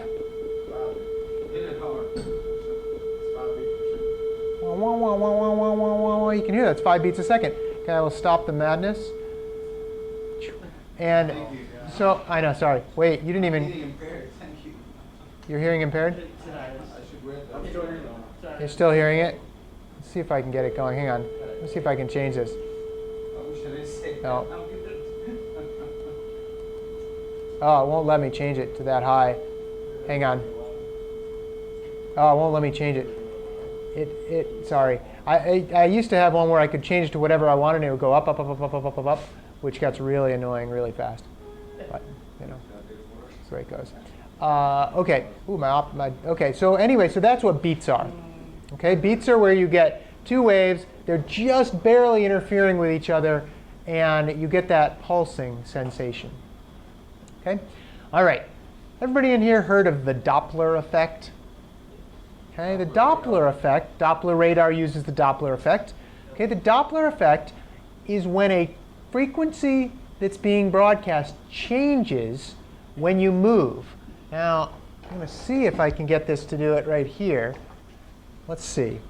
I don't know if you'll be able to hear this very well. It's tough. Here's what you're going to do. You're going to take this and you're going to bang against it, and you're going to move it past your ear like that, and you're going to hear a wah, wah, wah, wah. When the tuning fork is coming towards your ear, the frequency is actually higher. When it's going away from your ear, the frequency is actually a little lower. I'm going to let you try that in a minute. I'm going to show you what the, well, let me show you a Doppler effect. Here we go. This is what Doppler effect sounds like from a train.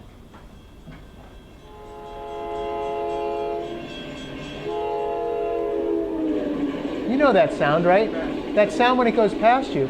Because oops, hang on, there we go. What happens is when it goes past you, it starts at a higher frequency. And let's see if I can get this one to work. I'll email you.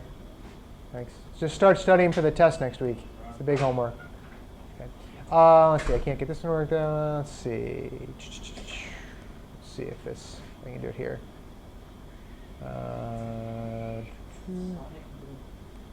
Yeah.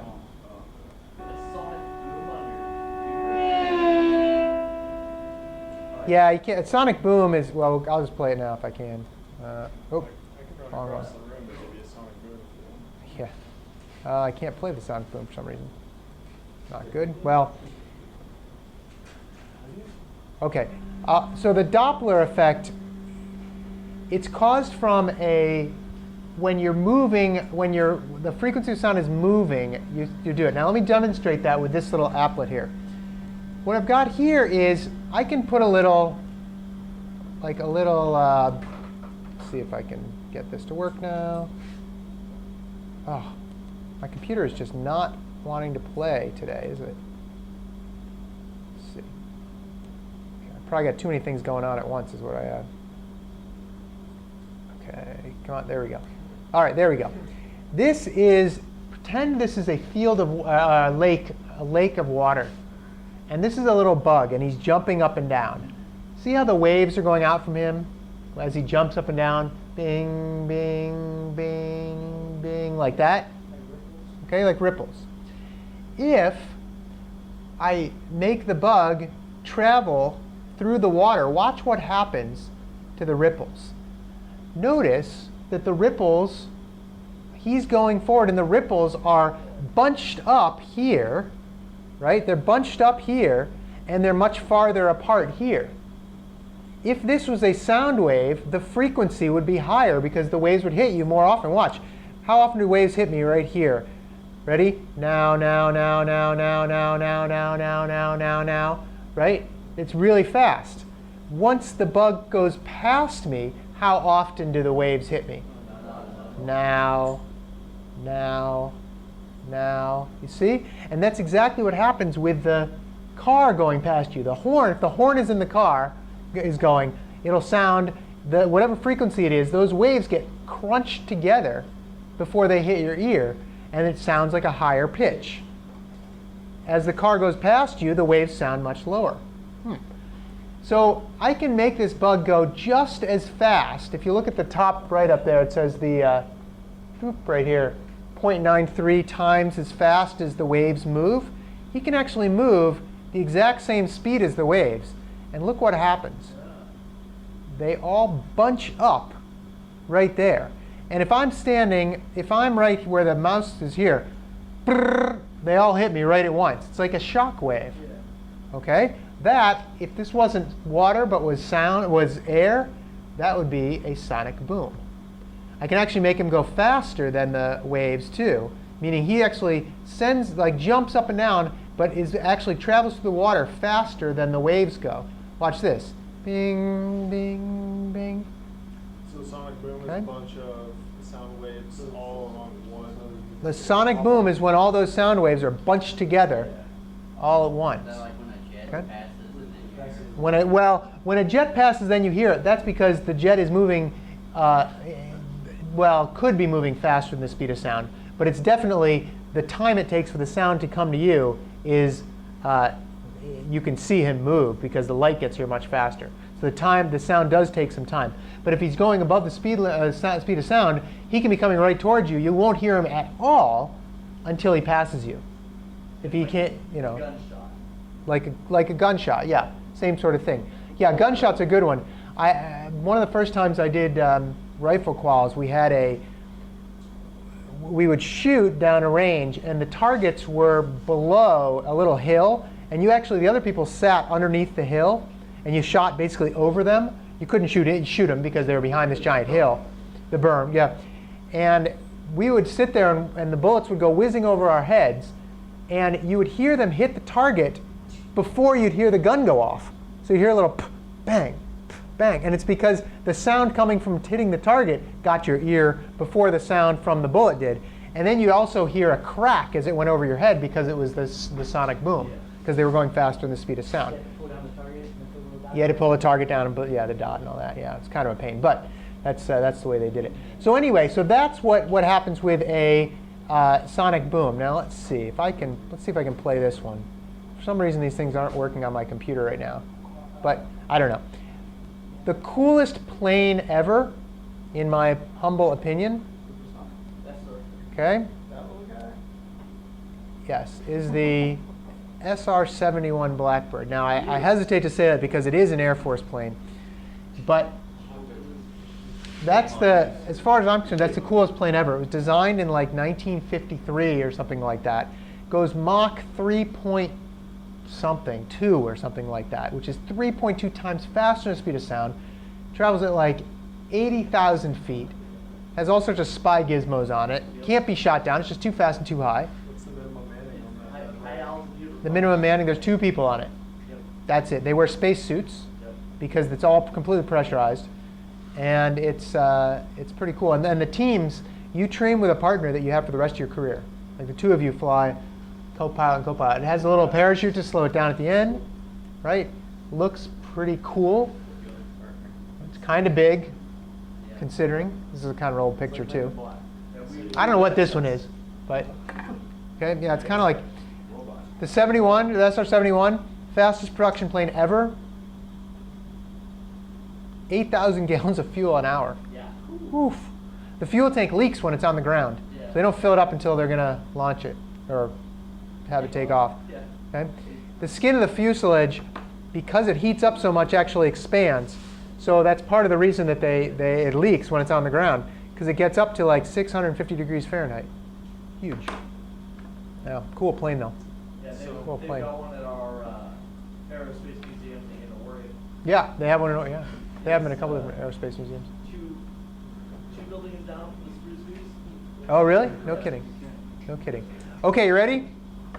Check question. When a fire engine approaches you, number 1, the speed of the sound increases. Number 2, the frequency increases.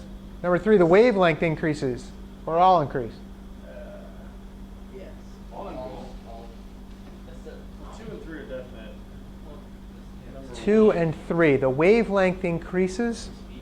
Okay, let's go through these one at a time. What was one of the first things I said about the speed of sound? Stays constant. Stays constant. So the frequency does not change the speed. Notice that the waves in that bug thing were the same speed. They were just closer together. Okay? So that, no.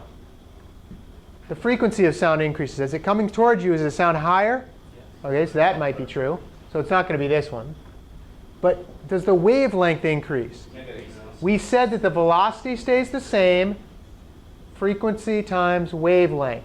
If the velocity stays the same and the frequency goes up, what happens to the wavelength? It goes down. Okay, so it does not increase.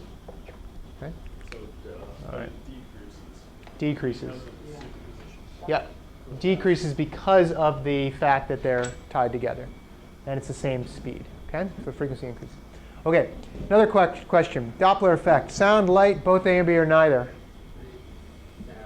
Definitely sound. We've heard it ourselves. Think light has a Doppler effect? Yeah. It's a wave. Actually, it does. You ever heard of a red shift or a blue shift? We'll talk about that when we get to astronomy in a couple weeks. All right? Doppler effect absolutely happens with light, and we use it for astronomy all the time to tell whether we're moving away from stars or towards stars or how fast light's going. So you can actually get an increase in frequency of light if you go towards something or away from it. Pretty cool. Pretty cool stuff. Okay. All right. Here's our sonic boom that we talked about. By the way, some people think that a sonic boom only happens at the instant a plane or a bullet goes faster than the speed of sound. But those of you guys who sat under bullets before will know it's continuous. There could be 10 guys in the line here. Every one will hear a sonic boom if the plane is going over it. And they'll hear one after the other. Okay, so it's not just instantly. Okay? Yeah, this is the one. The shock wave or sonic boom It's already gone past C, hasn't, just is about to hit B and hasn't hit A yet. But it will. That shock wave will do it. This is one of the reasons they couldn't fly the Concorde jet, which is supersonic, across the United States. It would have been cool to be able to go from New York to Los Angeles in 2 hours, right? And they could have done it with the plane, but they wouldn't do it because, well, it turns out like cows and stuff don't like sonic booms. They don't give as much milk, and so they're going over, and windows break when sonic booms and that sort of thing. So you can't fly it over the middle of the country. They could fly it over the middle of the ocean because the fish, I guess, don't care. But there's a sonic boom still either way. The whole time. It would still affect it, yeah, because it's still a shock wave.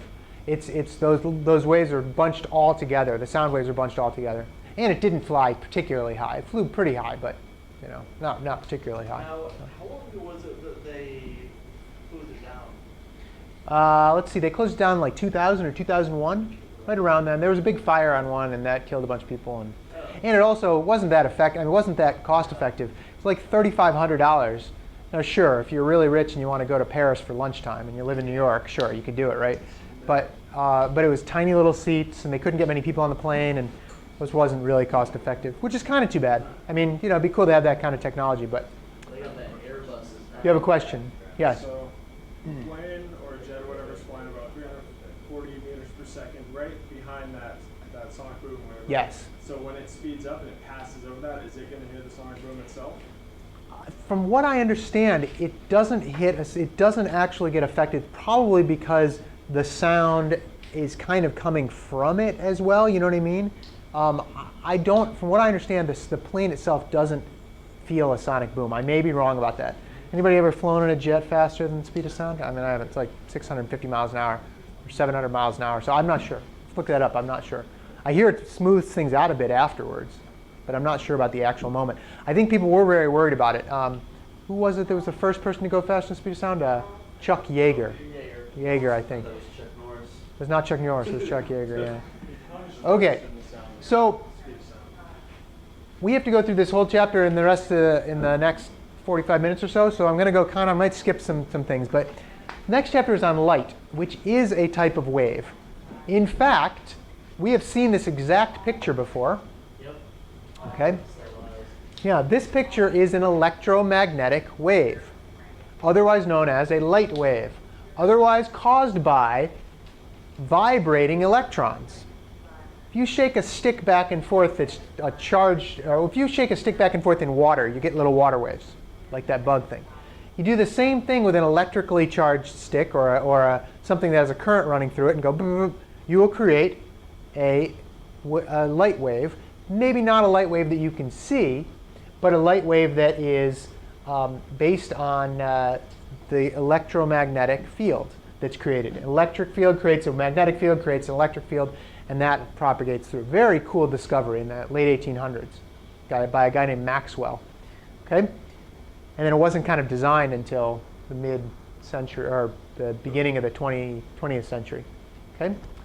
Electromagnetic waves. All right. The electromagnetic spectrum. You have heard many of the words in this. Here's what happens. Some waves are very long wavelength. Some are very short wavelength. The long wavelength lines have low frequency.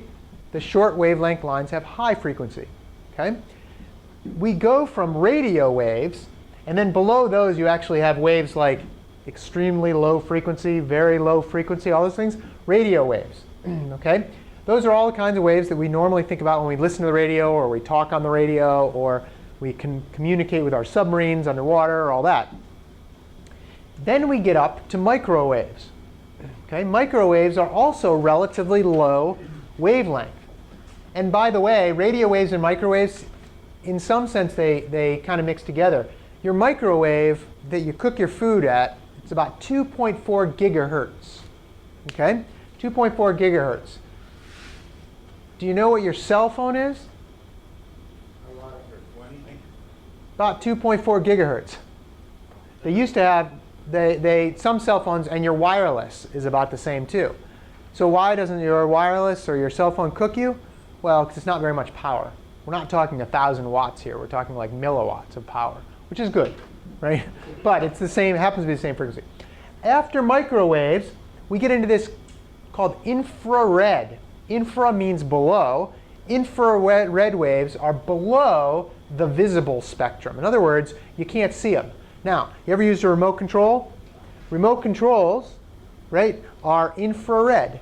And this is kind of cool. Your camera can actually see some infrared waves. So if you take your cell phone camera and you look and you get a picture ready, and then you shine your remote into the camera, you can see that it's blinking. And that blinking is the infrared light telling your whatever television to change channels. You can actually see it. That's how your phone on your camera, or your camera on your phone can see ghosts too, right? Can see ghosts. Can see like, yeah, it can see, I mean, kind of in some sense a heat signature, yeah. Remember, you are emanating infrared waves as well. Not at the, much lower than the ones your camera can pick up, but still relatively low. Okay, here's a tiny little itty bitty section right here that's the visible light. Okay, and remember it goes red, orange, yellow, green, blue, indigo, violet, Roy G. Biv or whatever. Okay, that is part of the electromagnetic spectrum. You don't really think about the fact that a microwave is exactly like the light that you see coming out of the lights here. They're just different frequencies. All there is to it. Okay? Above visible light, what do you have? Ultraviolet. You can't see ultraviolet light, okay? But this is the stuff that can burn you because it's a higher frequency and it tends to interact with your skin more. That's what tans you and what burns you. Okay? And then you get up to X-rays.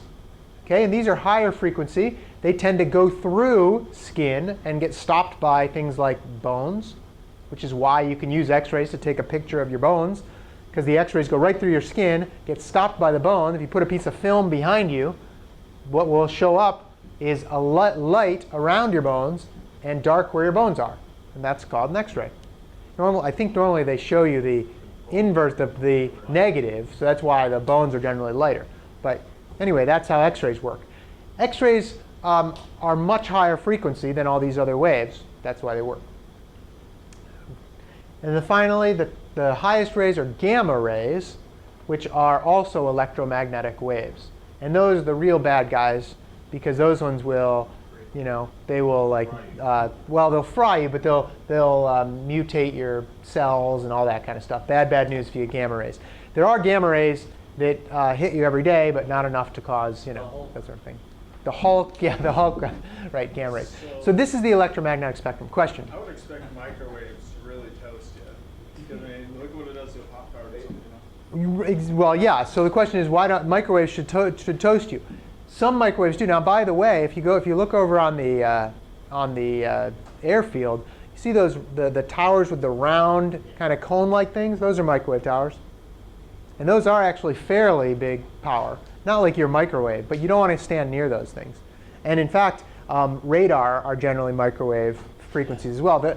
The microwave, like the one you cook your food with, was, well, you might have seen the Armed Forces television commercial about how the microwave was first created. It was a defense project. Well, the guy had a candy bar in his pocket. The guy was working on radars for the Defense Department. He had a candy bar in his pocket. He walked over near one of the machines, and the candy bar melted. And then he never had kids. And then he never had kids again. Yeah, exactly. So the point, but point being, he noticed that, and that's how it became a microwave. So yes, microwaves are bad news. The reason your phone doesn't fry you is because it's such a low power.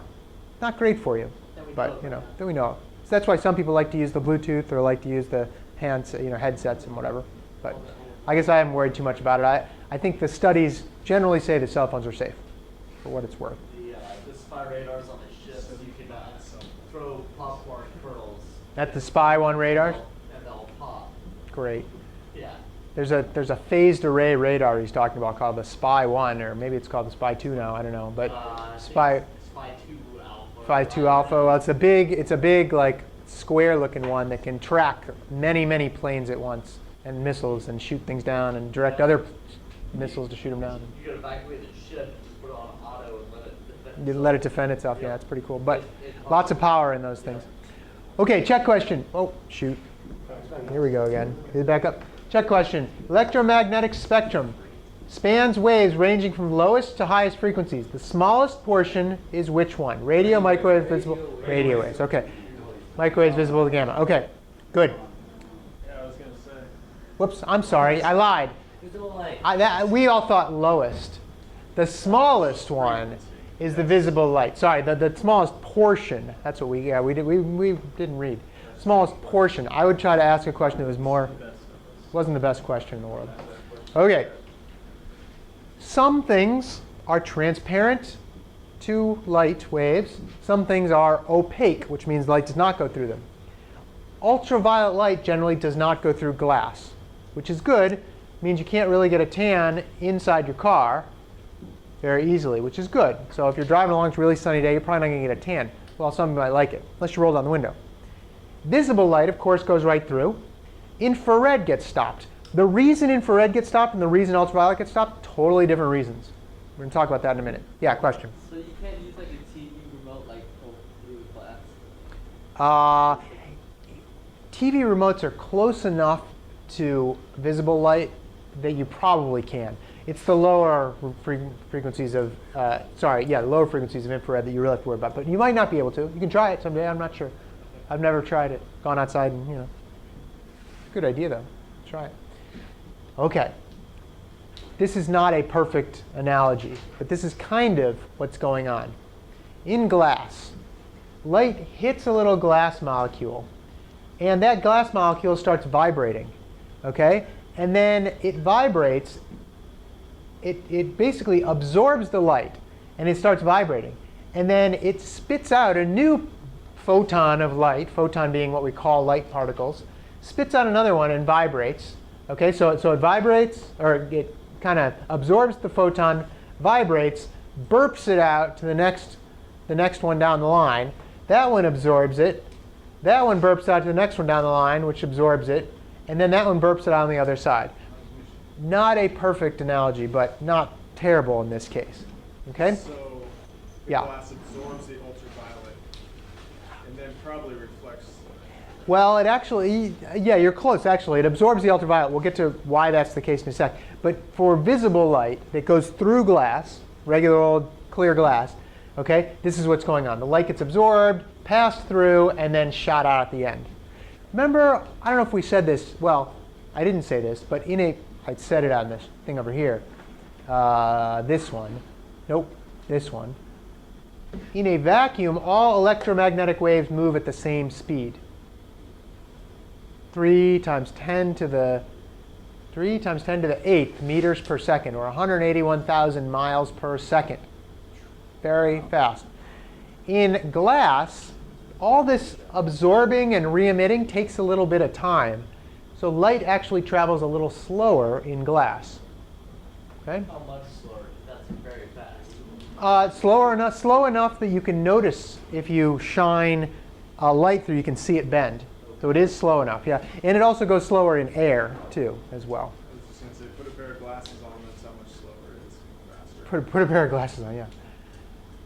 OK, so I kind of described what was going on here. Light travels different speeds. Here we go. So here's how much faster. In glass, about 2/3 as fast as in a vacuum. In water, it's about 3/4 as fast. The atmosphere is about the same. It's not that much, not that hard to go through air, which is pretty good. Very slow in diamond, which is interesting because diamond actually. A lot of prisms, that's why. Well, what do you mean? It's a lot of prism? When the light travels, yeah. it will be diamond, Neptune. Well, it bounces around inside the diamond. It turns out. They kill it and then reflects back. Yeah, that's actually right. So Nicholas is saying that as the light goes through a diamond, it bounces around inside the diamond a lot and then shoots out. Yeah, it has to do with the fact that the angle that it will bounce out of the diamond is very low, or it has to be very high. And that's why they cut it that way, and that's why it sparkles and all that. So, yeah, pretty cool. Okay. Oh, you know what? I didn't really talk about the difference or why this was the case, but where'd it go? There it is. Ultraviolet light will vibrate the molecules of glass at around the natural frequency of glass. So what happens is the actual vibration, it doesn't want to give up another particle again, so it kind of absorbs it. The infrared basically vibrates not just the atoms, but the whole molecules of glass, kind of a bigger piece at that frequency. that's kind of why these two don't go through. In both cases, they're absorbed. In both cases, they're absorbed. Okay, we already covered reflection, didn't we? Reflection with light. Here's the normal line. The incident ray comes in and reflects out at the same angle it came in at. Okay? Question. Where is your image when you look in a mirror? Let's talk about reflection for a minute. When you look in a mirror, okay, let's say this is a mirror. Where in the mirror is your reflection? Equal distance away. Yeah, it's a virtual image and it's an equal distance away. And we all kind of have seen that before, right? Like you look in the mirror and if you put your finger on it, your finger would touch the finger on the other side, but move it away, the other finger also moves away in the other direction, right? Equal distance away. What's that? My reflection grabbed and brought me through once. Yeah, your reflection brought you through. This virtual image, okay, is the same on a flat mirror, is the same size and located where the rays reflect backwards. Okay, so if you had a candle, the other candle would be the same distance away on the other side. Okay, I think we get that. It's far behind the mirror. Okay. We can also talk about reflection off curved surfaces. Curved mirrors are pretty cool. If you have a convex mirror, in other words, a mirror that curves outwards towards you, okay, the virtual image is actually smaller and a little closer to the mirror. Kind of cool. If you have a mirror that is curved inwards, you get a bigger image like that. However, it depends how close you are to the mirror. Try this when you get your spoon tomorrow at lunch or breakfast. Take the spoon and look at it and move it closer and closer and closer, and you'll notice that your image actually starts, well, as it's close, you'll see it kind of big. It's going to be tough to see on a small, get one of the big spoons. You'll see it's nice and close and nice and big. You move it away, at a certain point it's completely blurry. You can't see a thing. Okay, that means what you're at is what we call the focal point. You're at the focal point. You can't see anything. There's no image. The minute you move it farther back, your image flips upside down and gets smaller. It's pretty cool, okay? You'll notice on the spoon. I wish I had a spoon here to show you, if that's what it is. I think we saw this exact picture earlier too. Diffuse reflection. Can you see your reflection in this piece of paper? No. Paper is actually a very good reflector of light. It's white, and it reflects light very well. Okay? Darker substances don't reflect as well. We kind of got that last week. Light surfaces like this white paper reflect light very, very well, but not in a, like each individual piece of light does bounce off at the angle of reflection. But because it's a bumpy surface, your book has a good close-up picture of paper. It's fibrous. It's got lots of different bumps in it. The light bounces off from all different directions because of the little itty-bitty bumps. So you can't see your picture or your image in a piece of paper. Okay? We can use diffuse reflection. Anybody ever seen these kind of dishes? And you think to yourself, well, I don't get it. It's clear there. How is that actually able to focus the light right up here, the images? Yeah, Nicholas. No, the French base has one. It does look like this, doesn't it? Yeah. I'll have to take that off the video or something. Probably some sort of OPSEC violation. It's the French. We don't. Not for us. Anyway, there's a huge one like this. What happens is the dish is a diffuse reflector for short wavelength light. Turns out this doesn't reflect short wavelengths very well at all, right? And so the small wavelengths go right through it and don't give it some noise. Don't make it so it's worse at, it doesn't like affect the signal. The long wavelengths, which is what it's looking for, the wavelengths are actually longer than the distance between the holes here, and they do bounce very nicely right into the thing there. Picks up on infrared, but not ultraviolet? That's a good way of putting it. It picks up on infrared and not ultraviolet, although it probably picks up on radio waves farther down and not light waves and so forth. Yeah. So, but that's the way these things work. Yeah. Now, so that would be a receiving antenna. This one could be both, I think. It could be both? Yeah, I think so.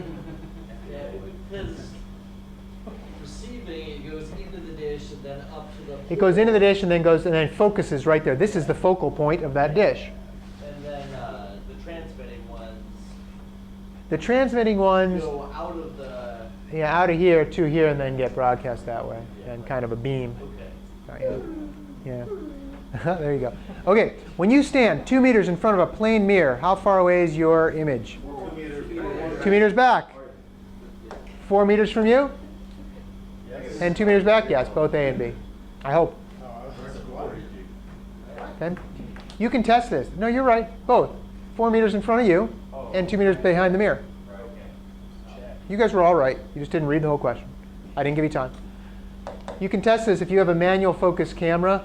Focus it on the wall first, and then move into in front of a mirror, and you'll have to refocus it to see yourself because you're not right on the plane of the mirror. All right. Aha. This is so much fun, this refraction. I wish I had a tank of water and a laser because it shows it pretty cool. If you are going slower into a different medium, like you shine a laser from air into water, the light will bend. And it bends because it has to slow down. Okay? And it's kind of like if you had a little toy truck and you pull it along and you're going on nice flat like concrete. And then you go onto grass. And I know none of us remember what grass looks like because we're in Djibouti, but try to put yourself in that perspective. Okay, you go from a nice flat like sidewalk onto grass. If the wheel that hits the grass first slows down a little because it's harder to go through the grass, this will actually turn the wagon because the wheel on the outside is still going faster. This one's going slower and this one's going faster. You actually turn. It's the same with light. Light will actually turn. And by the way, if this is the normal line, notice if it goes into a slower material, it bends towards the normal. Okay? Slower material bends towards the normal. If we were to reverse this and shoot light out of the water, okay, it actually bends away from the normal and goes the other direction. Okay? Same thing with what? Fly, but different direction. Yeah, there you go. Same thing applies except in different directions. Exactly. Okay. Here's a water picture. If you have a mirror on the bottom of a can of water and you shoot a light down, it will bend as it goes into the water, hit the mirror, reflect with the proper angle of reflection because it's a flat mirror, then come back out. When it gets back to the top, bend out again like this. Kind of cool. Okay? And you can see that with a laser if you have like chalk dust in the room or something like that. Yeah. Or if it's snowing. Yeah. Okay, ready? Refracted light that bends towards the normal is light that has slowed down, sped up, been absorbed, diffracted. Slowed down. Towards the normal, slowed down. Okay? All right. Aha. If you're looking into water, light coming from the water is going to bend as it comes out of the water into your eyeball. If there's a fish down here, the light comes and goes out this way. Now your eyeball, your brain can't figure out, like it doesn't know about different speeds of water. As far as you're concerned, if some light hits your eye, it came in a straight line to your eye from whatever you're looking at. Right? That's just the way your brain works. That's the way it works. So your eye, straight line, thinks the fish is way up here. Okay? If you've ever tried spear fishing, you got to aim a little lower than where you see the fish if you're looking at an angle. Straight up and down, no worries. At an angle, you do. Okay? There's this fish called an archer fish. And by the way, where does the fish see you? Fish thinks you're up here somewhere. Because the fish, right, sees the light coming from you into its, and the fish thinks, oh, that light came from straight away. You see how the fish thinks you're way up here? Okay. By the way, it's one of the reasons fish don't have necks. They don't need to. Their angle of looking out of the water is very shallow because they can't look all the way down here. They can only look. The point is that all the light they get is at an angle like this. That's how the eagle catches fish, goes down. It is how the eagle catches fish, but there's this fish called the archer fish, which I'm going to show you a video on. That actually it's such a cool fish, and I better have it here. What's that? While you whip it up, I think it's pretty interesting as you go deeper in water, certain wavelengths of light are getting through, reflect back off of the fish. So as you go down, it's actually turning more and more black and white. Yeah, that's a good point. If you are You could like spearfish down below and then bring it back up, it's going to be like totally different color. Yeah, totally different color. Yeah, if you have a red crab, a lot of reasons like underwater, like crabs and things are red. It's because they're red. There's no red light down that far, so they look black really. So they're easier to camouflage. So it didn't matter that they're red. Pretty cool stuff. Okay, let's see. Archer fish, I found it. Woo. Okay, ready? Does that mean the redder the crab, the deeper its species lives? Not necessarily, but you want to hit the lights? Or the Lights. other way around. Thank you. The redder the crab, the closer it is. Okay, take a look at this. While some use vicious weapons to dispatch prey, others employ the finesse of a marksman. They're using lasers to put them on these bugs. Pretty mean. The archer fish uses a water pistol. Got him. It makes a gun barrel by pressing its tongue against a groove in its mouth.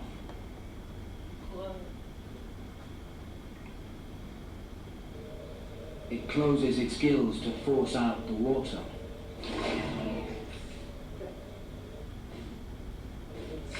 It's accurate up to 2 meters.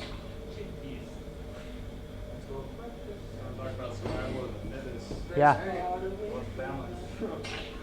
Dinner time.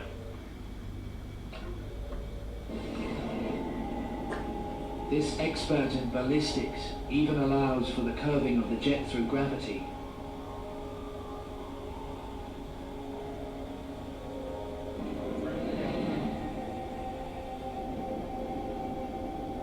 Somebody and had. adjusts for the way light bends at the boundary between water and air, which appears to shift the position of its target.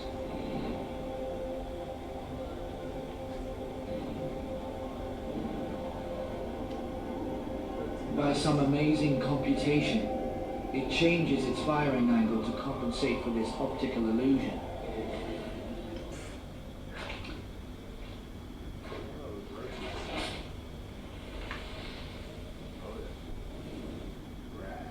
Archers target anything that moves or glows.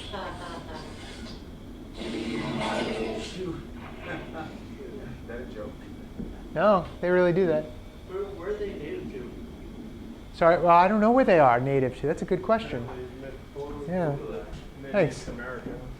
Yeah, I don't know. Maybe South America. Or it kind of seems to me like it's something that would be from like the Amazon or something. But I'm not sure. Not sure.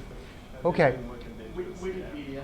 Yeah, we'll look it up on Wikipedia. So the archer fish uses like it learns it obviously. It could be innate, built in at this point, but it definitely has to learn. Supposedly the babies kind of they starve for a little while until they figure it all out.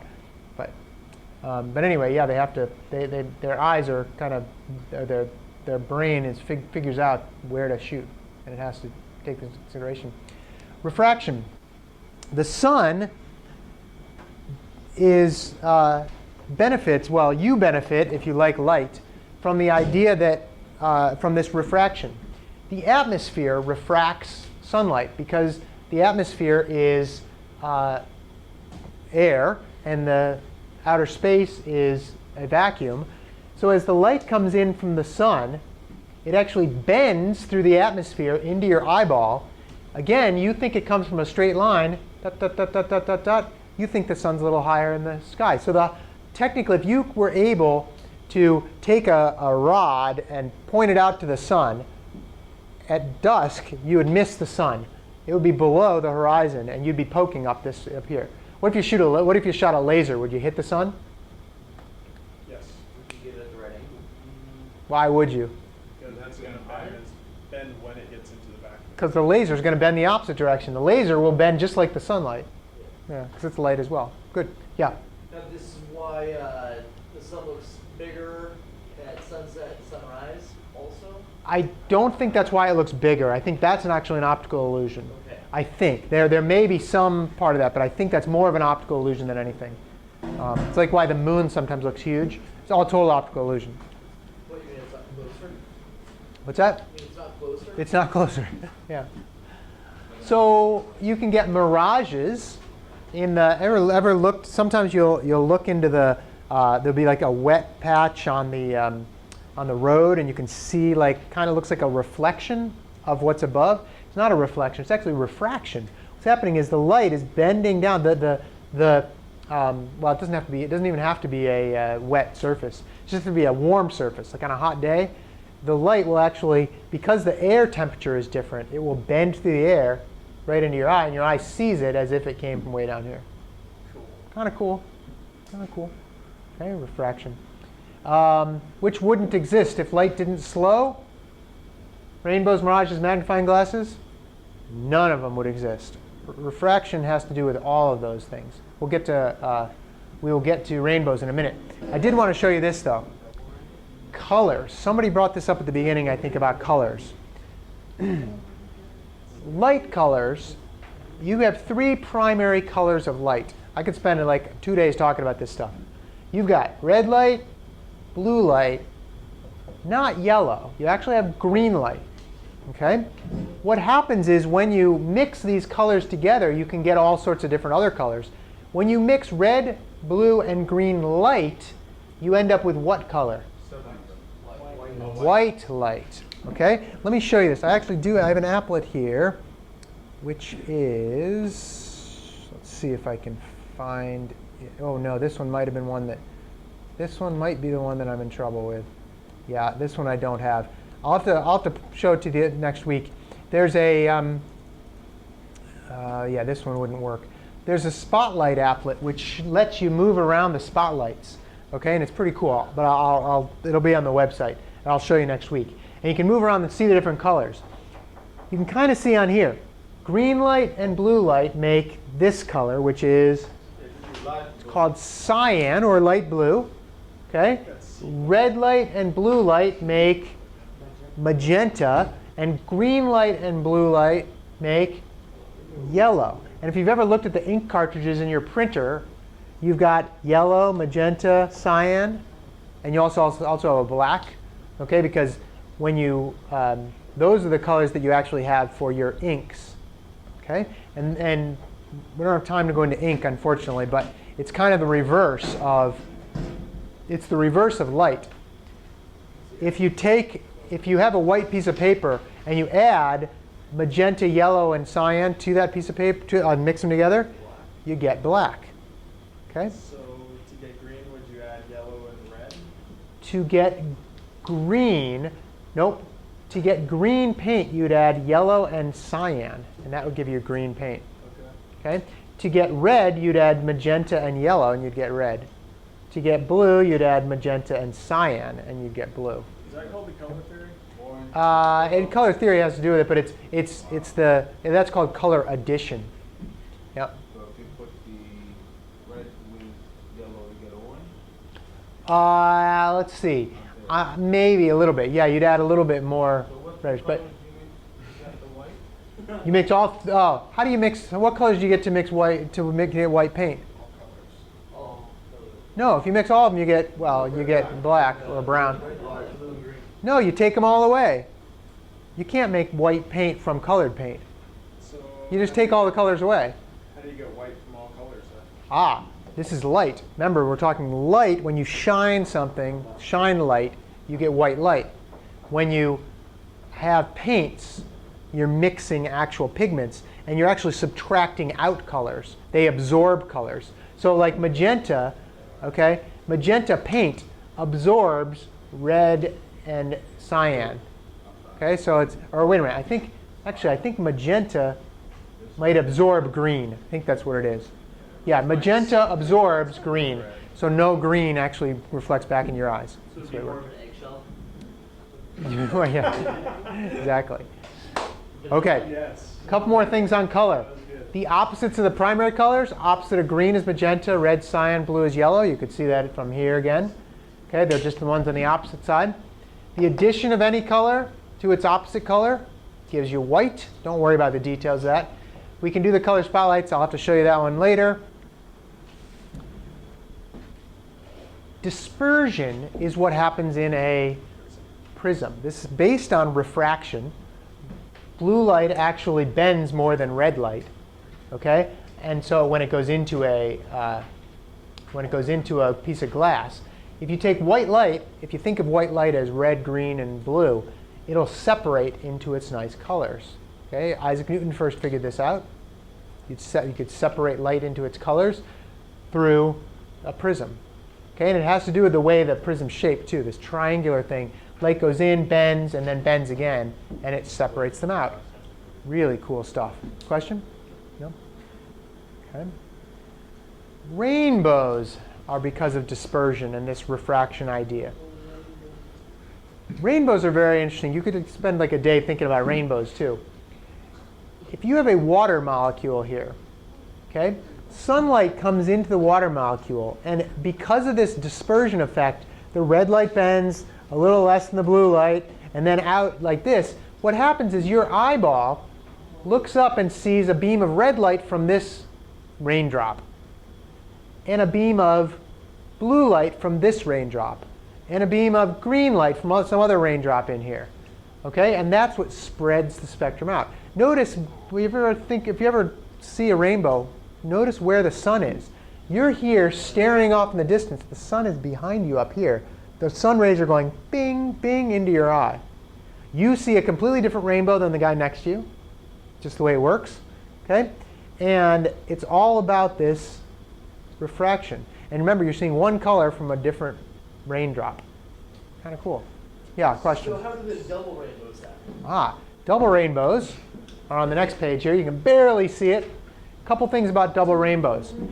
You're seeing the reflection. Well, I should say you're seeing the refraction. What's happening is the light bounce, bounce, bounce, bounce, bounce. You get like 4 bounces, and that's what you're seeing from the double rainbow. It just happens to bounce around on here a little bit more and then hit your eye. Or it might be just that it goes bounce, bounce, bounce up here, but I'm not exactly sure. But if you notice something about double rainbows, this one, I can barely see it on here. It goes blue all the way to red. Double rainbow goes red all the way to blue. It's opposite. Yeah, it's upside down. And then you can get a triple rainbow if you're really lucky. And if you look up like Rainbow Guy on YouTube, there's a guy who saw a double rainbow and was so flabbergasted by it, he just couldn't stop like yelling about it. That was the one. Yeah, that's the one. Okay. And that's actually the last slide. So one thing. Tomorrow, if you guys could bring computers again, that would be great. Tomorrow's Sunday, right? Yeah. Maybe we'll spend either tomorrow or Monday. We'll definitely spend time talking about the midterm next week. I do not expect the midterm to be a long exam, but I want to get, maybe half an hour, 45 minutes. I'll give you plenty of time, but I don't want to make it a long exam. I just want to ask you some kind of big key questions. If you really want to start studying now, you can start looking at the end of book questions, especially the ones that are like conceptual in nature, not the plug and chugs. Okay, any questions about today? Question? End of chapter questions. Yep. Okay. I will see you guys tomorrow for lab. We're going to do some labs on electricity tomorrow. Do you want these or? Nope, you guys can keep them.